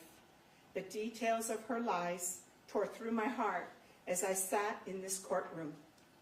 Every single day, I feel pain as I think of Fabio, of what he might have felt and saw as his life flashed before him just before his death. The faces of Baker and Austin repeatedly attacking him, and knowing that Monica was behind his heinous attack. It haunts me to think how much my brother suffered, that it brings me to my knees. He was sitting in his special chair, the one place he treasured, and it tears a strip from my soul thinking about Monica's sentencing and how I pray she has a life in a prison for her life sentence. Fabio Sementilli was more than a man. He was a beacon of light, of love, and of loyalty. He lived with a full heart, opening his life to help others see their potential. I loved him every day, and I miss him terribly. He treated his family and friends with respect and was loyal to a fault. Fabio grew up with no father from the age of 11, and our mother sacrificed to raise a family with dignity. Since the day I met Monica over 25 years ago, I respected her like a sister because my brother wanted to build a life with her. Reminiscing is too painful, and it deepens the wounds. I've spent the last 6 months learning about the depths of the deceit and the evil Monica brought into our lives. Every day has the details of her unfaithfulness, her greed, and her lack of accountability unfolded during the trial. I relived the pain of my loss and the merciless murder of my brother Fabio. We came to this courtroom for 72 days seeking justice, and I found solace in the testimonies of people who loved and honored my brother. With little to no sleep, I wanted to be here in this very courtroom for him. I am forever proud of my brother, and I will always remember his boyish smile, beaming with pride as he created his magic, styling and shaping hair like a magician. He loved being a hairstylist behind the chair. He worked hard as a vice president for the Wella division at P&G. With his team, he proudly chartered new paths and took huge strides to make a difference in the hair industry. For my brother, this was an American dream. His memory will forever live, especially in the hearts of hundreds of thousands of people who support him and our family. Today, I want to mark the first day of my journey on letting go of the pain, the horror, and the betrayal I witnessed here in this courtroom. I will no longer hold back. I will forge a path to return to a life filled with joy, family, and friends. I was lucky to work alongside Fabio for over 30 years, and I would often hear him speak highly of his family and his children, especially his wife, Monica. He treated her like royalty, purchased a family home on Queen Victoria Street in LA, and called her his queen. He couldn't wait to get home to his girls and proudly posted about his family. He called her Poots. The world is grieving as they learned of the details of her treachery, an attack planned for nothing more than lust and greed. I am certain that if Fabio had known Monica wanted to be treated like a slut by a sex offender, he wouldn't have ever had to work so hard to offer her a beautiful life. Just over 8 years ago, everything changed. Our lives were turned upside down, and we found ourselves drowning in sorrow and despair. The pain of discovering the extent of Monica's betrayal, her involvement with Baker, her manipulation of our family, and ultimately the cold-blooded murder of my brother. It chokes me. Sometimes I can't describe the agony. I talk about him every day. It's the only thing that helps me cope. I speak his name to replace the pain of grief with the sound of love. It's the only way I know how to survive this nightmare. There are days I cannot even breathe as my throat chokes. My throat closes and I can't speak. I cannot function because the weight of Fabio's murder sits so heavily on my chest. As I learned Monica and her entire family refused to even say his name, as if pretending he never existed relieves them of their guilt. I've watched in horror, and I've been put through hell as Monica and the Crescentini family taught Fabio's daughters not to grieve, not to cry, and not to honor their father, and ignore the facts and the evidence, having no respect for authority, this court, and the pursuit of justice. Sometimes I wish I could just shake them to show them that they are being lied to. They withheld Fabio's property, a memento from my dying mother. Her heart was broken, and none of them cared. My nieces should be asking the questions, why did our mother bring that predator into our home? Why did she let him sit at our home table? Why did she let him sleep in their father's bed? They should have been fighting to uncover how their mother could be capable of something so vile. Monica destroyed their foundation, their sense of truth, and their ability to grieve. It's heartbreakingly clear she never protected her daughters. She was using them. Your Honor, what Monica did to her daughters and to my nephew Luigi is unforgivable. This is yet another crime in itself. Her sentence should reflect more than just murder. It should reflect the long-term psychological destruction she caused in their lives. She had the audacity to demand a trial and parade around like a woman wronged. And in the end, she exposed not only her shameful affair, but the truth of the kind of mother she was. She is a complete and utter stupid bitch. Watching her dressed like a slut for Baker, living 6 months off of blood money, only a devil can manipulate a reality to suit her comforts. In all my worst nightmares, I could never have fathomed this calculated plan. Monica, you are a demon. She can't even look at me. And all your actions and your deceit has told us so. I hope every blood dollar you and your Crescentini family have is used on meds. Traded a beautiful life for trashy garages, dirty beds, Pinot Grigio for tubes of semen from a repulsive convicted sex offender.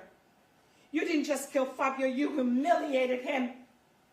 You let him carry guilt for working hard while you carried on with a degenerate sex offender. You didn't just kill Fabio. You betrayed him in the most despicable way. Then you held my grieving mother and you pretended to mourn Fabio when you were the killer. On June 14, after your arrest, our lives became a living hell, and your family treated us like predators and not the victims we are.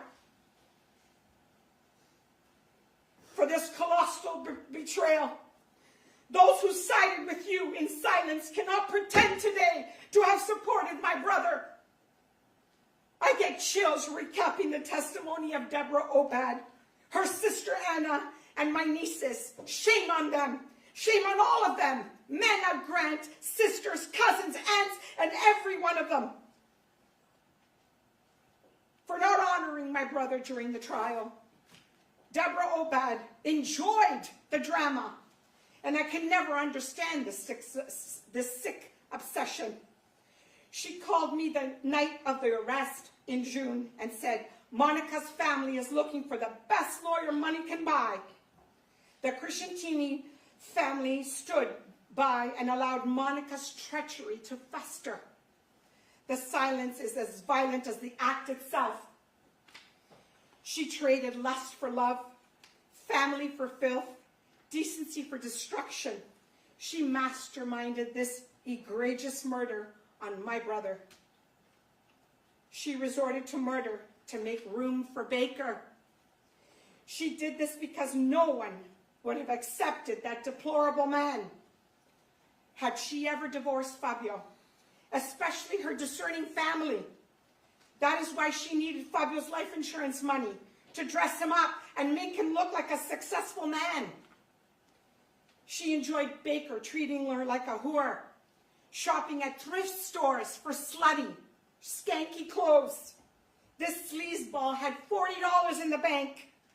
She even paid for the restaurant bills and the hotel bills, all while leaving her girls home alone. What mother does that? There is a deep shame that follows me every day.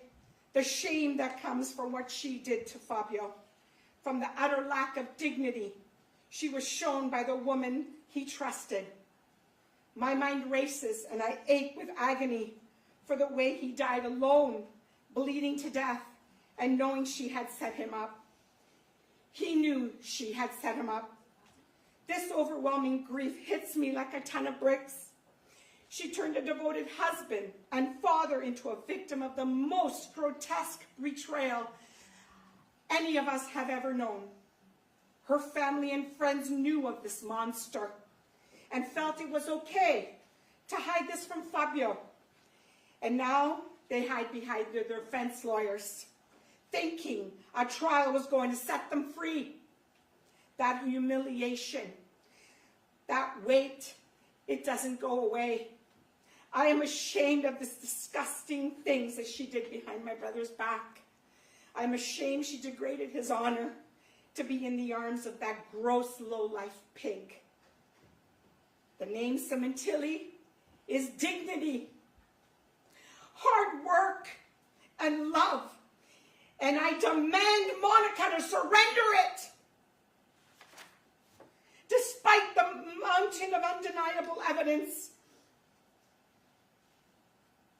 Monica was the mastermind behind Fabio's murder.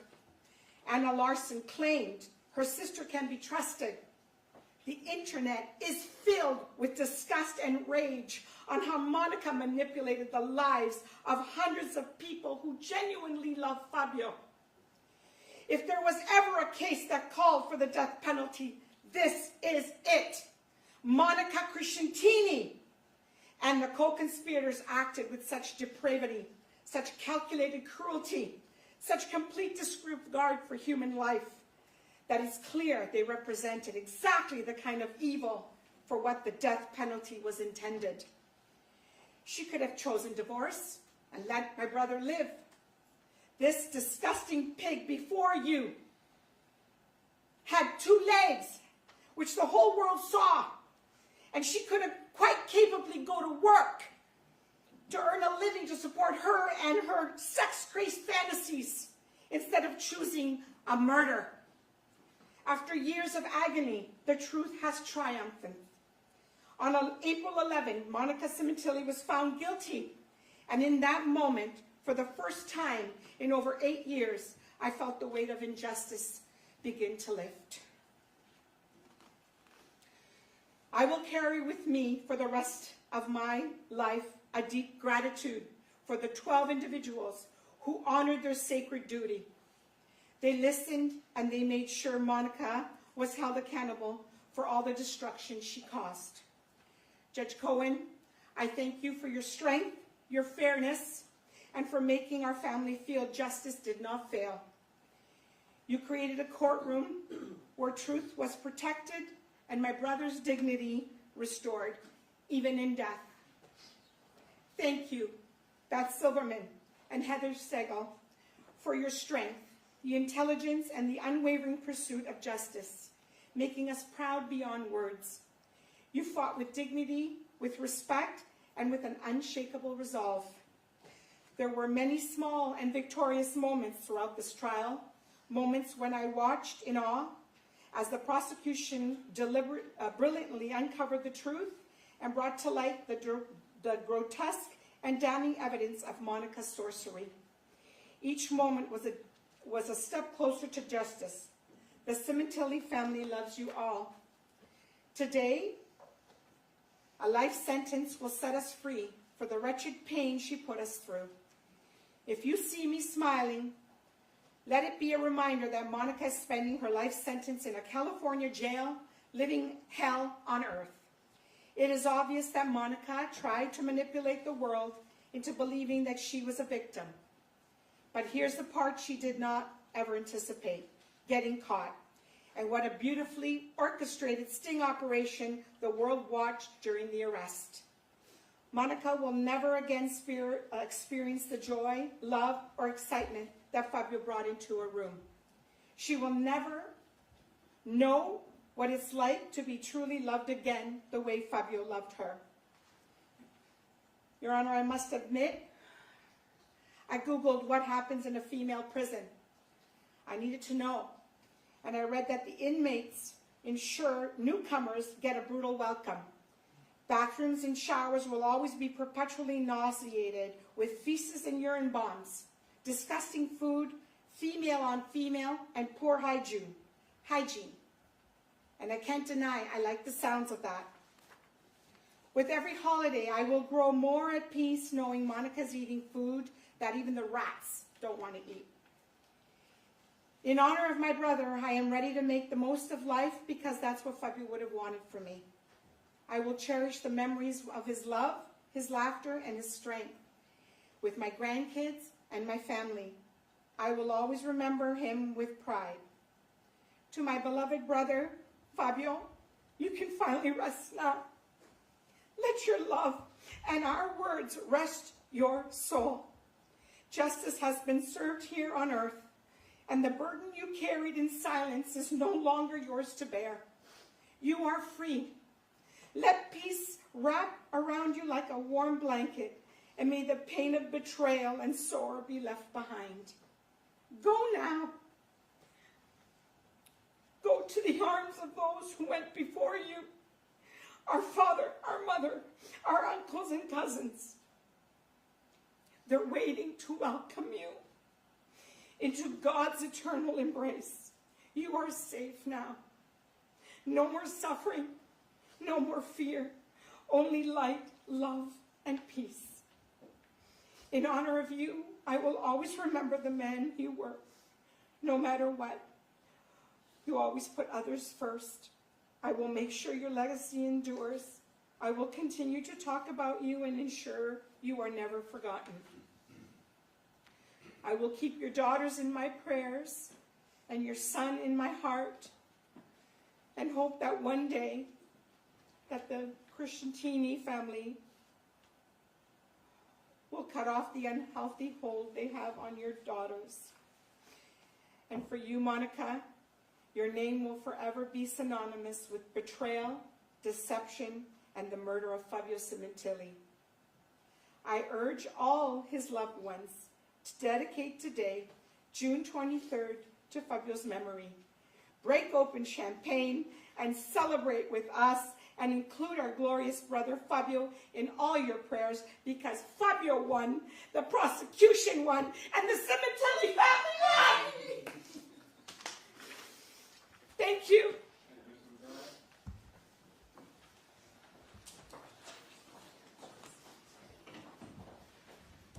If I can have a moment, Ron.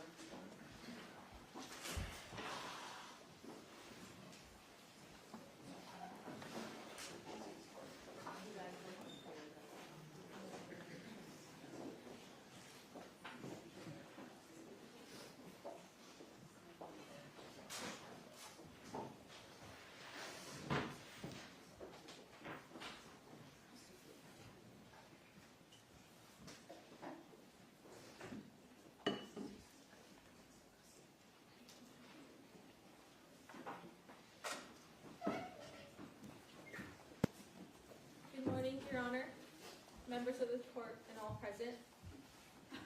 My name is Jessica, and I'm the oldest daughter of Monica and Fabio. In the spirit of trying to heal from this very horrible situation, I'd like to speak about my parents, of how I remember them.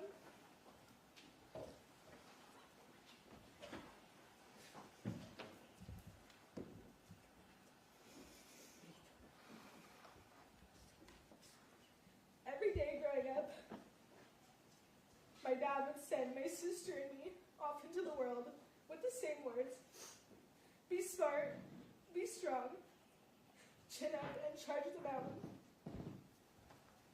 That mantra became the foundation of how we live our lives.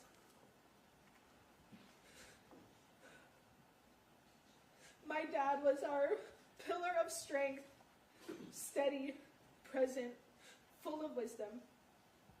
He taught us how to be brave, how to be kind, and how to show up for the people we love. He taught us to climb our mountains, no matter how steep, like this one right here. I miss him every goddamn day. I think about him constantly. I talk about him to my friends, to my family, to anyone who will listen to me, because I want to keep his memory alive. I often watch old home videos just to hear his voice, to hear his laugh. I want to remember what it felt like to have a dad, to be wrapped in that kind of love and the protection. I wanted nothing more in my life than to make him proud, to see his smile when I succeeded, and to hear him say that he believed in me. We used to have these family meetings, and at the end of each one, we'd all put our hands in together, and we'd chant Sementilli power. I used to think it was so cheesy. Now I treasure it. I'd give anything to just sit in one more of those meetings. I know how lucky I was to have a dad like him. He was the best dad anyone could ask for.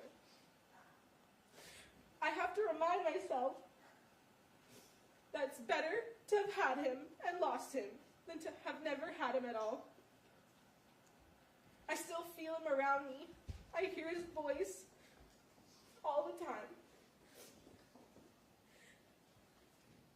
When someone I love says something he would have said, I know it's him there with me. When I got my acceptance letter to UCLA, all I wanted to do was to call my dad and to tell him.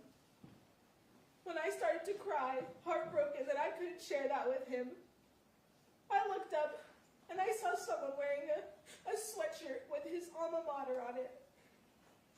I know that was my dad, and I know that was him telling me that I'm here, and I see you, and I hold on to all moments like that. And then there's my mom, my rock. When you're young, you don't realize that your parents are figuring out life too. It's their first time too. My mom had me when she was my age now, and I think about that a lot. How young she was, how brave she had to be. She moved away from her own life and family to support my dad's career, and she did it without asking for anything in return. She gave her entire self to us. She was always there at every school event, every heartbreak, every milestone. She's the most supportive, selfless, funny, and loving person that I know. And she's strong. She taught my sister and I what it means to be a woman, to show up, to fight for your family, and to give love freely. Growing up, I had a learning disability in math, and there were so many teachers that told my mom that college wasn't in the cards for me. But my mom never let me believe that. She told me I could do anything I set my mind to. And because of her, I not only went to college, I made the dean's list, I graduated, I got into the #1 public university in the country, and now I'm earning my master's degree. That's the power of a mother's love. For the past 8 years, my sister and I have lived with an open wound. And during these last 8 years, my grandparents, my aunts, my uncle, and my 3 cousins uprooted their lives so that they could come to Los Angeles to take care of us when no one else would. Myself, my aunt, and my grandmother needed to go to family court to ensure that my sister Isabella, who was 16 at the time, was not taken from us and placed into foster care. We needed to find a safe place to live and rebuild and reshape our lives. Now we're trying our best to move forward. We only had 5 months to grieve our father before we lost our mother too. I truly thought this trial would bring some kind of closure, that we'd be able to grieve together, the 3 of us, and begin healing. But instead, my sister and I are going to be doing what we've done the last 8 years. We're going to pick each other up, we're going to carry on, and we're going to stay strong. Now that we're grieving both our parents, I won't have my dad to walk me down the aisle one day. I won't have my mom to help me when I become a mother myself. And yet I will keep going. I'll keep fighting for justice, for the truth, and for my mom.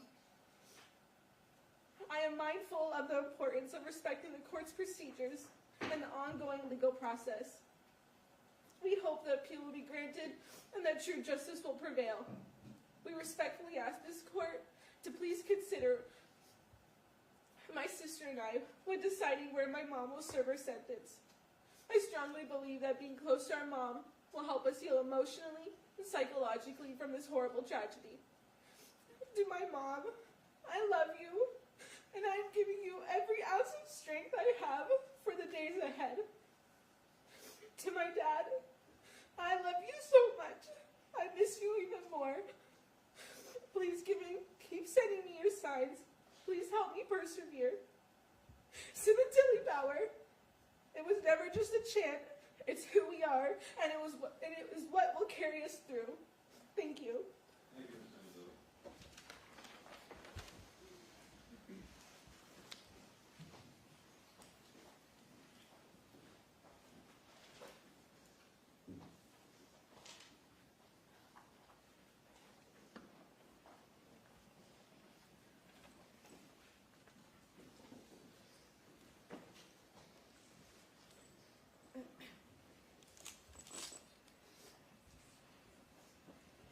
Good morning, Judge Cohen, members of the court, and all present.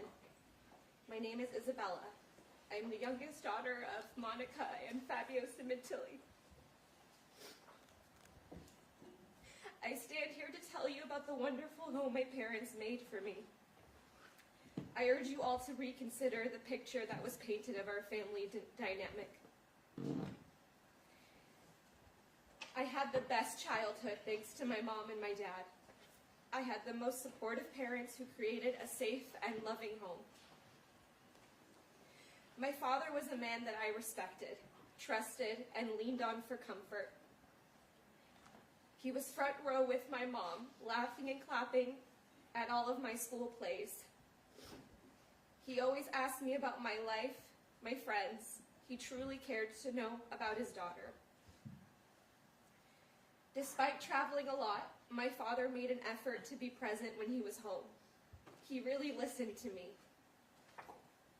He taught me how to stand up for myself while still being respectful, and told me from a young age that the only opinion about myself that matters is my own.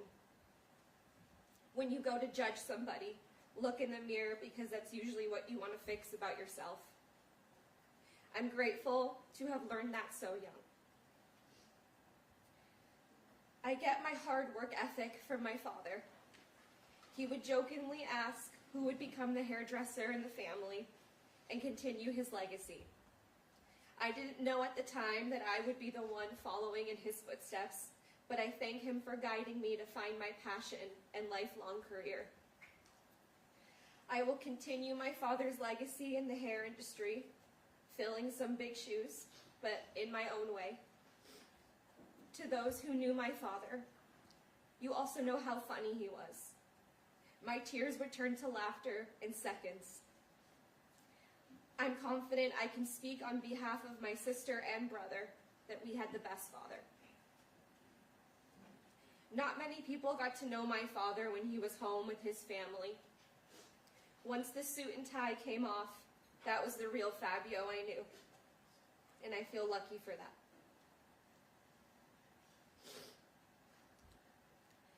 My mother was the best. She did everything for me. She gave up her career, left her family, all to support my dad and give us a good life. She encouraged me to try new things, drove me to and from school, friends' houses, rehearsals, helped me with homework, all with a smile on her face. She built up my self-esteem after a heartbreak. She let me wear her dresses to school dances. She was reliable, and I trusted her with anything. She cooked dinner from scratch almost every night, and really emphasized the importance of sitting at dinner together every night as a family. She hosted dinners for my father's colleagues at our home often, even some of them sitting at our table for holidays. She is my biggest cheerleader and one of the most selfless women I know. Non-judgmental, there to listen and to support me. Her family was her life, and I'm grateful for that every day. Many people think because I stand by my mother that I don't miss my father. Let me say right now to those watching, that is false. I think about my dad every single day, wondering what he would be saying or what his advice would be. My dad was the biggest loss of my life, and it pains me that he will never know this version of me. But I know for a fact he would be proud of me speaking today, honoring our family in a positive way.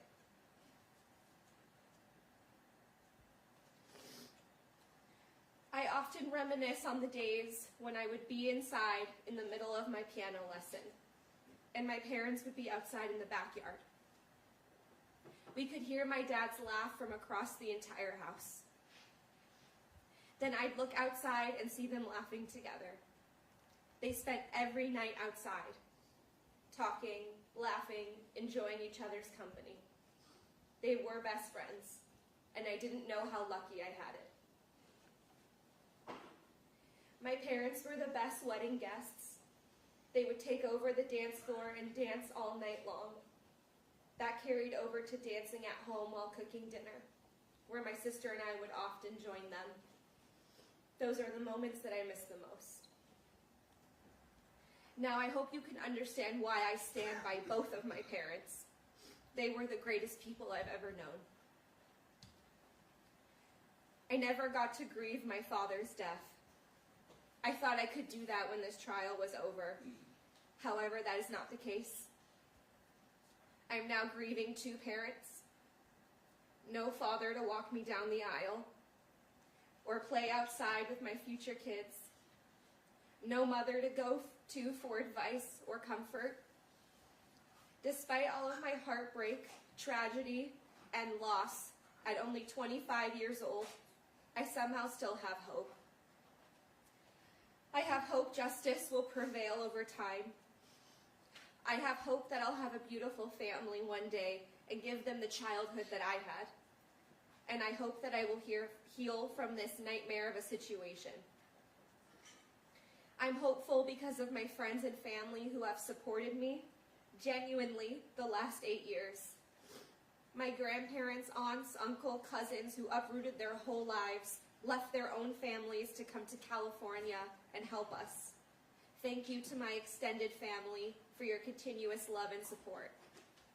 And thank you to the complete strangers who have reached out to me with support and kind words, showing me there are still kind and compassionate people out there who believe in me and my mother. I'm not sure why this happened to my family, but this does not and will not define me. This has made me work hard at building a beautiful life that I deserve, which is what my parents would have wanted.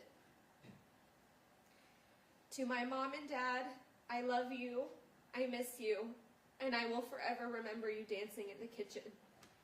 Thank you.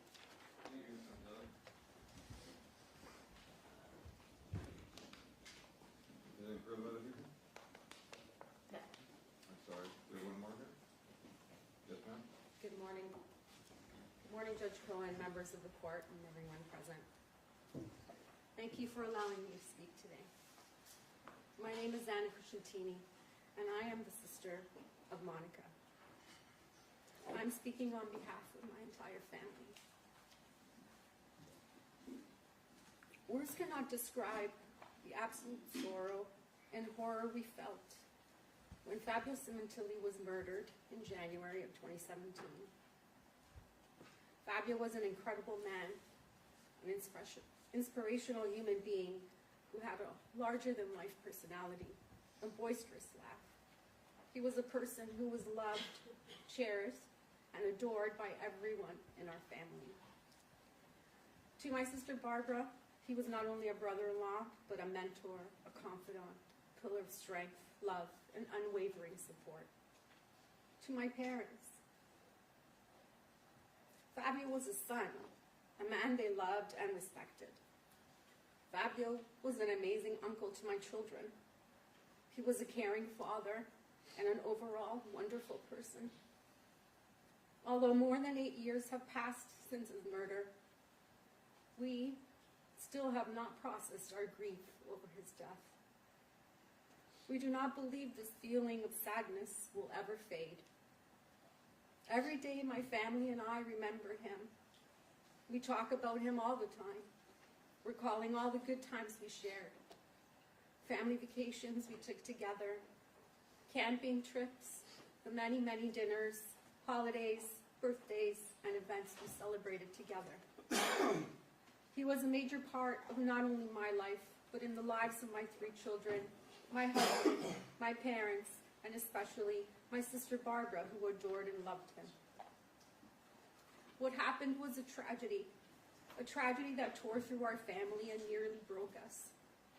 Although we shed tears over his death, we have not had time to really grieve or mourn him properly the way we want to. The reason I think it is obvious. It is, after all, why I'm standing here today. We, her family, are devastated. My elderly parents had their hearts ripped out. Not only did they lose Fabio, someone they considered their son, but now they have also lost their daughter. This ordeal has left all of us emotionally, mentally, and psychologically drained. On behalf of my mom, my dad, my sister Barbara, my husband Grant, and my 3 children, we would like to thank all of those who have reached out to us to express their love and support. This includes all of our extended families, our friends, and especially to the complete strangers who have reached out to us during this horrible ordeal. In a world full of so much hate, it has meant everything to us to know that there are still compassionate and sympathetic people out there. I miss Fabio, my brother-in-law, who was always there for me. He was a wonderful man, a great friend, and a fantastic uncle. But I will also miss my sister, my best friend, the person I played cards with, spent many afternoons raising kids with, the sister I shared everything with, the sister that I know is loyal, honest, loving, kind, generous, and so full of life. We all miss her, and we will forever love her. We, her family, stand by her and will continue to fight until the whole truth comes to light. We ask for privacy and understanding as we continue this journey, and we trust that justice, in its truest sense, will ultimately prevail. Thank you.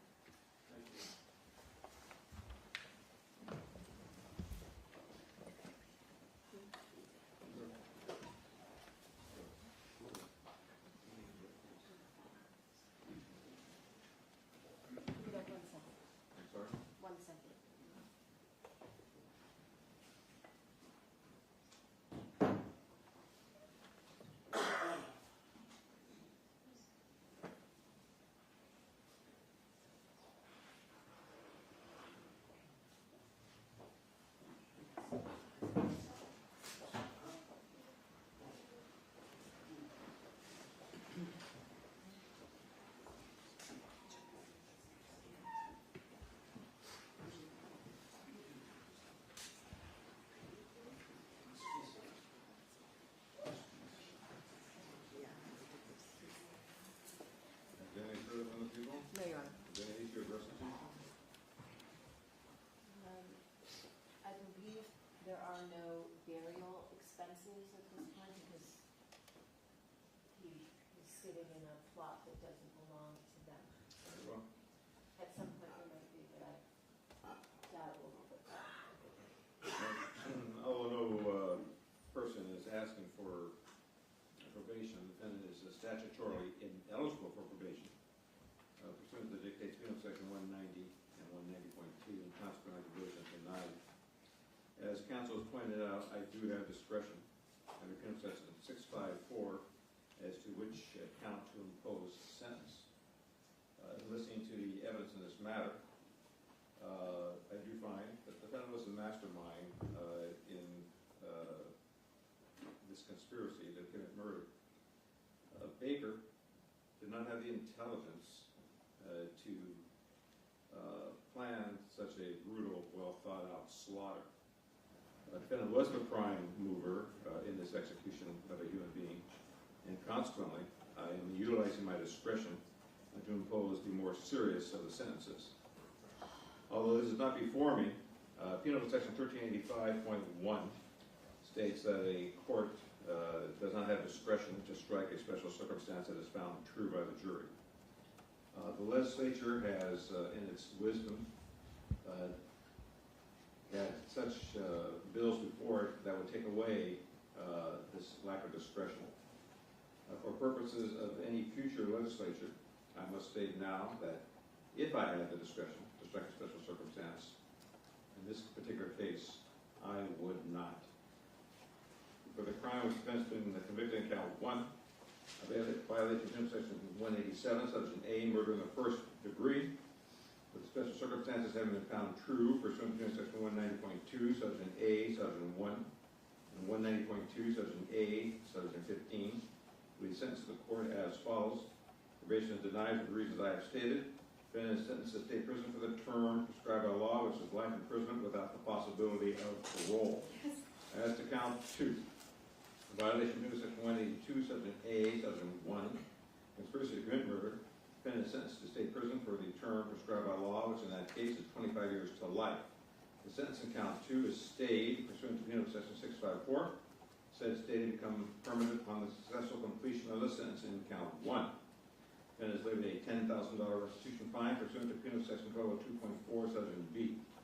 An $80 security fee, which is $40 per count. A $60 criminal court assessment, which is $30 per count. She is to submit a tissue sample for a DNA data bank pursuant to Penal Section 296. She was given the following credits of 2,932 actual days, 0 days conduct credits pursuant to Penal Section 2933.2. This time, ma'am, I have to advise you that you have the right to appeal to the Court of Appeal from the judgment of this court. You have, you wish to appeal, you have 60 days to file your notice of appeal. It must be filed in this court and not in the Court of Appeal. It must state that you are appealing, what it is you're appealing from. It must be signed by you or your attorney. If you appeal, you have a right at no cost to you to a transcript of the trial court proceedings as provided by the California Rules of Court. If you appeal and you do not have the money to hire an attorney, one will be appointed for you free of charge by the appellate court. You understand your appellate rights, ma'am? Very well. We are done. Your Honor, can I ask one additional thing? If the court has any discretion, we're asking that the court recommend that she be housed in CIW, which is the closer state prison facility for the benefit of her children who obviously want to continue seeing her. I cannot tell the Department of Corrections Rehabilitation where to place their inmates. Thank you. Thank you.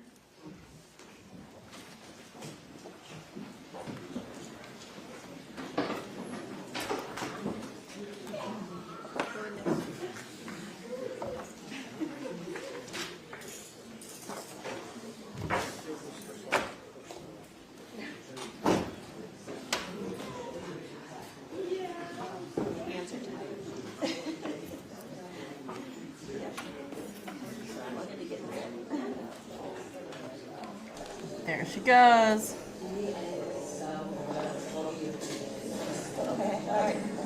All right, so I'm going to assume that the Sementilli family will probably go outside of the courthouse and do a little bit of talking. I'm going to keep this going just in case they do that. Otherwise, we'll have to wait till that comes out. Oh, see, and they're not. Okay, so I will go ahead and talk a little bit about what I thought of some of this stuff. And then I'll make another video very shortly so we can watch what they have to say outside the courtroom. Starting from the very beginning, Beth Silverman. I mean, if you guys watch this with me, you know I am a big fan of hers. She did an excellent job. And I mean, she said even during the trial, she'd be up there talking for forever.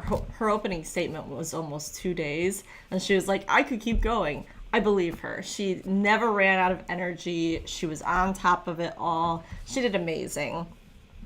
Something that she said in her opening statement for today, which really kind of foreshadowed things, I think, is that she said whether the kids want to believe it or not, in regards to their mom. And I'm like, oh, here we go. Because last thing that we heard about both daughters, they had put out public statements the first and last time that they addressed anything. And they basically just said trying to move on. They want justice for their dad for whatever happened. And made it seem like, well, if Monica did do it, that they would like agree justice is served and that's that. Clearly, I don't think that that's what was going on. The first daughter even said about the appeal. So they already know that they're planning on appealing and they are trying to stick up for their mom, which is just crazy to me that that's even still happening, because really justice for their dad. And it's going to be family trauma for a very long time. And I was really hoping that the Sementilli family could really get the girls, be with them. Everyone could grieve Fabio together. I think that's what the entire family really needs. But that is not going to happen right now, because those two girls are very much so against the Sementilli family right now. Let's see what else, things that I said. I loved Both of the sisters really going after Monica, slamming her. They used a lot of colorful wording. Good for them. I mean, they have been waiting for this day. It's been about 8 years. Good for them. The mom, Fabio's mom, had died before this, so she wasn't even here to have justice for Fabio. That just has to really sit on their heart, I think. Luigi talking, we said during the trial, he spoke really well. I mean, he really just, the way that he worded things was so clear but colorful and expressive, and I thought he did the same thing today. He is a very good speaker.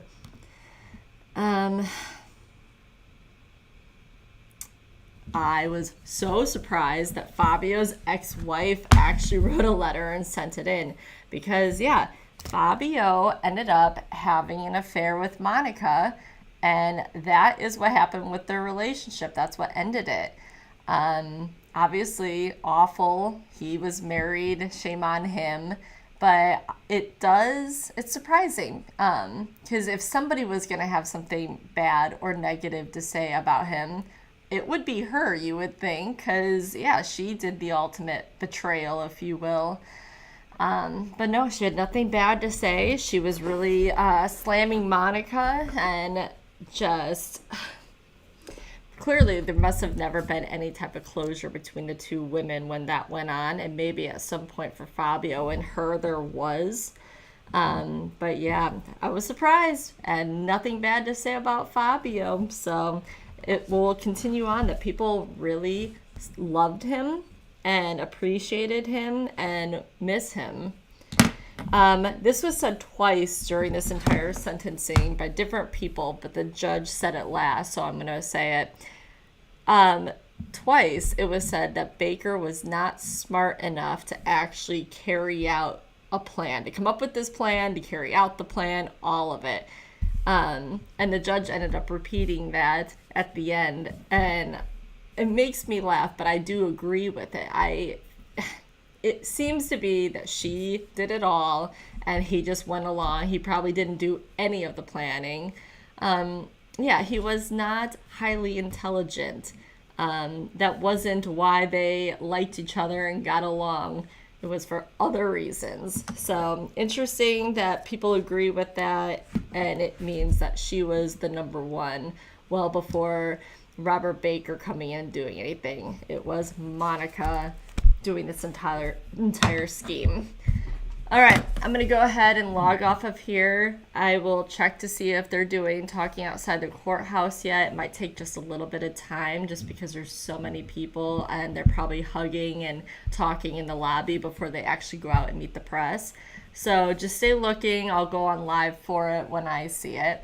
But if you've been with me today, thank you so much for watching. I'm so happy to finally have justice for Fabio. All right, I will see you on here in just a bit.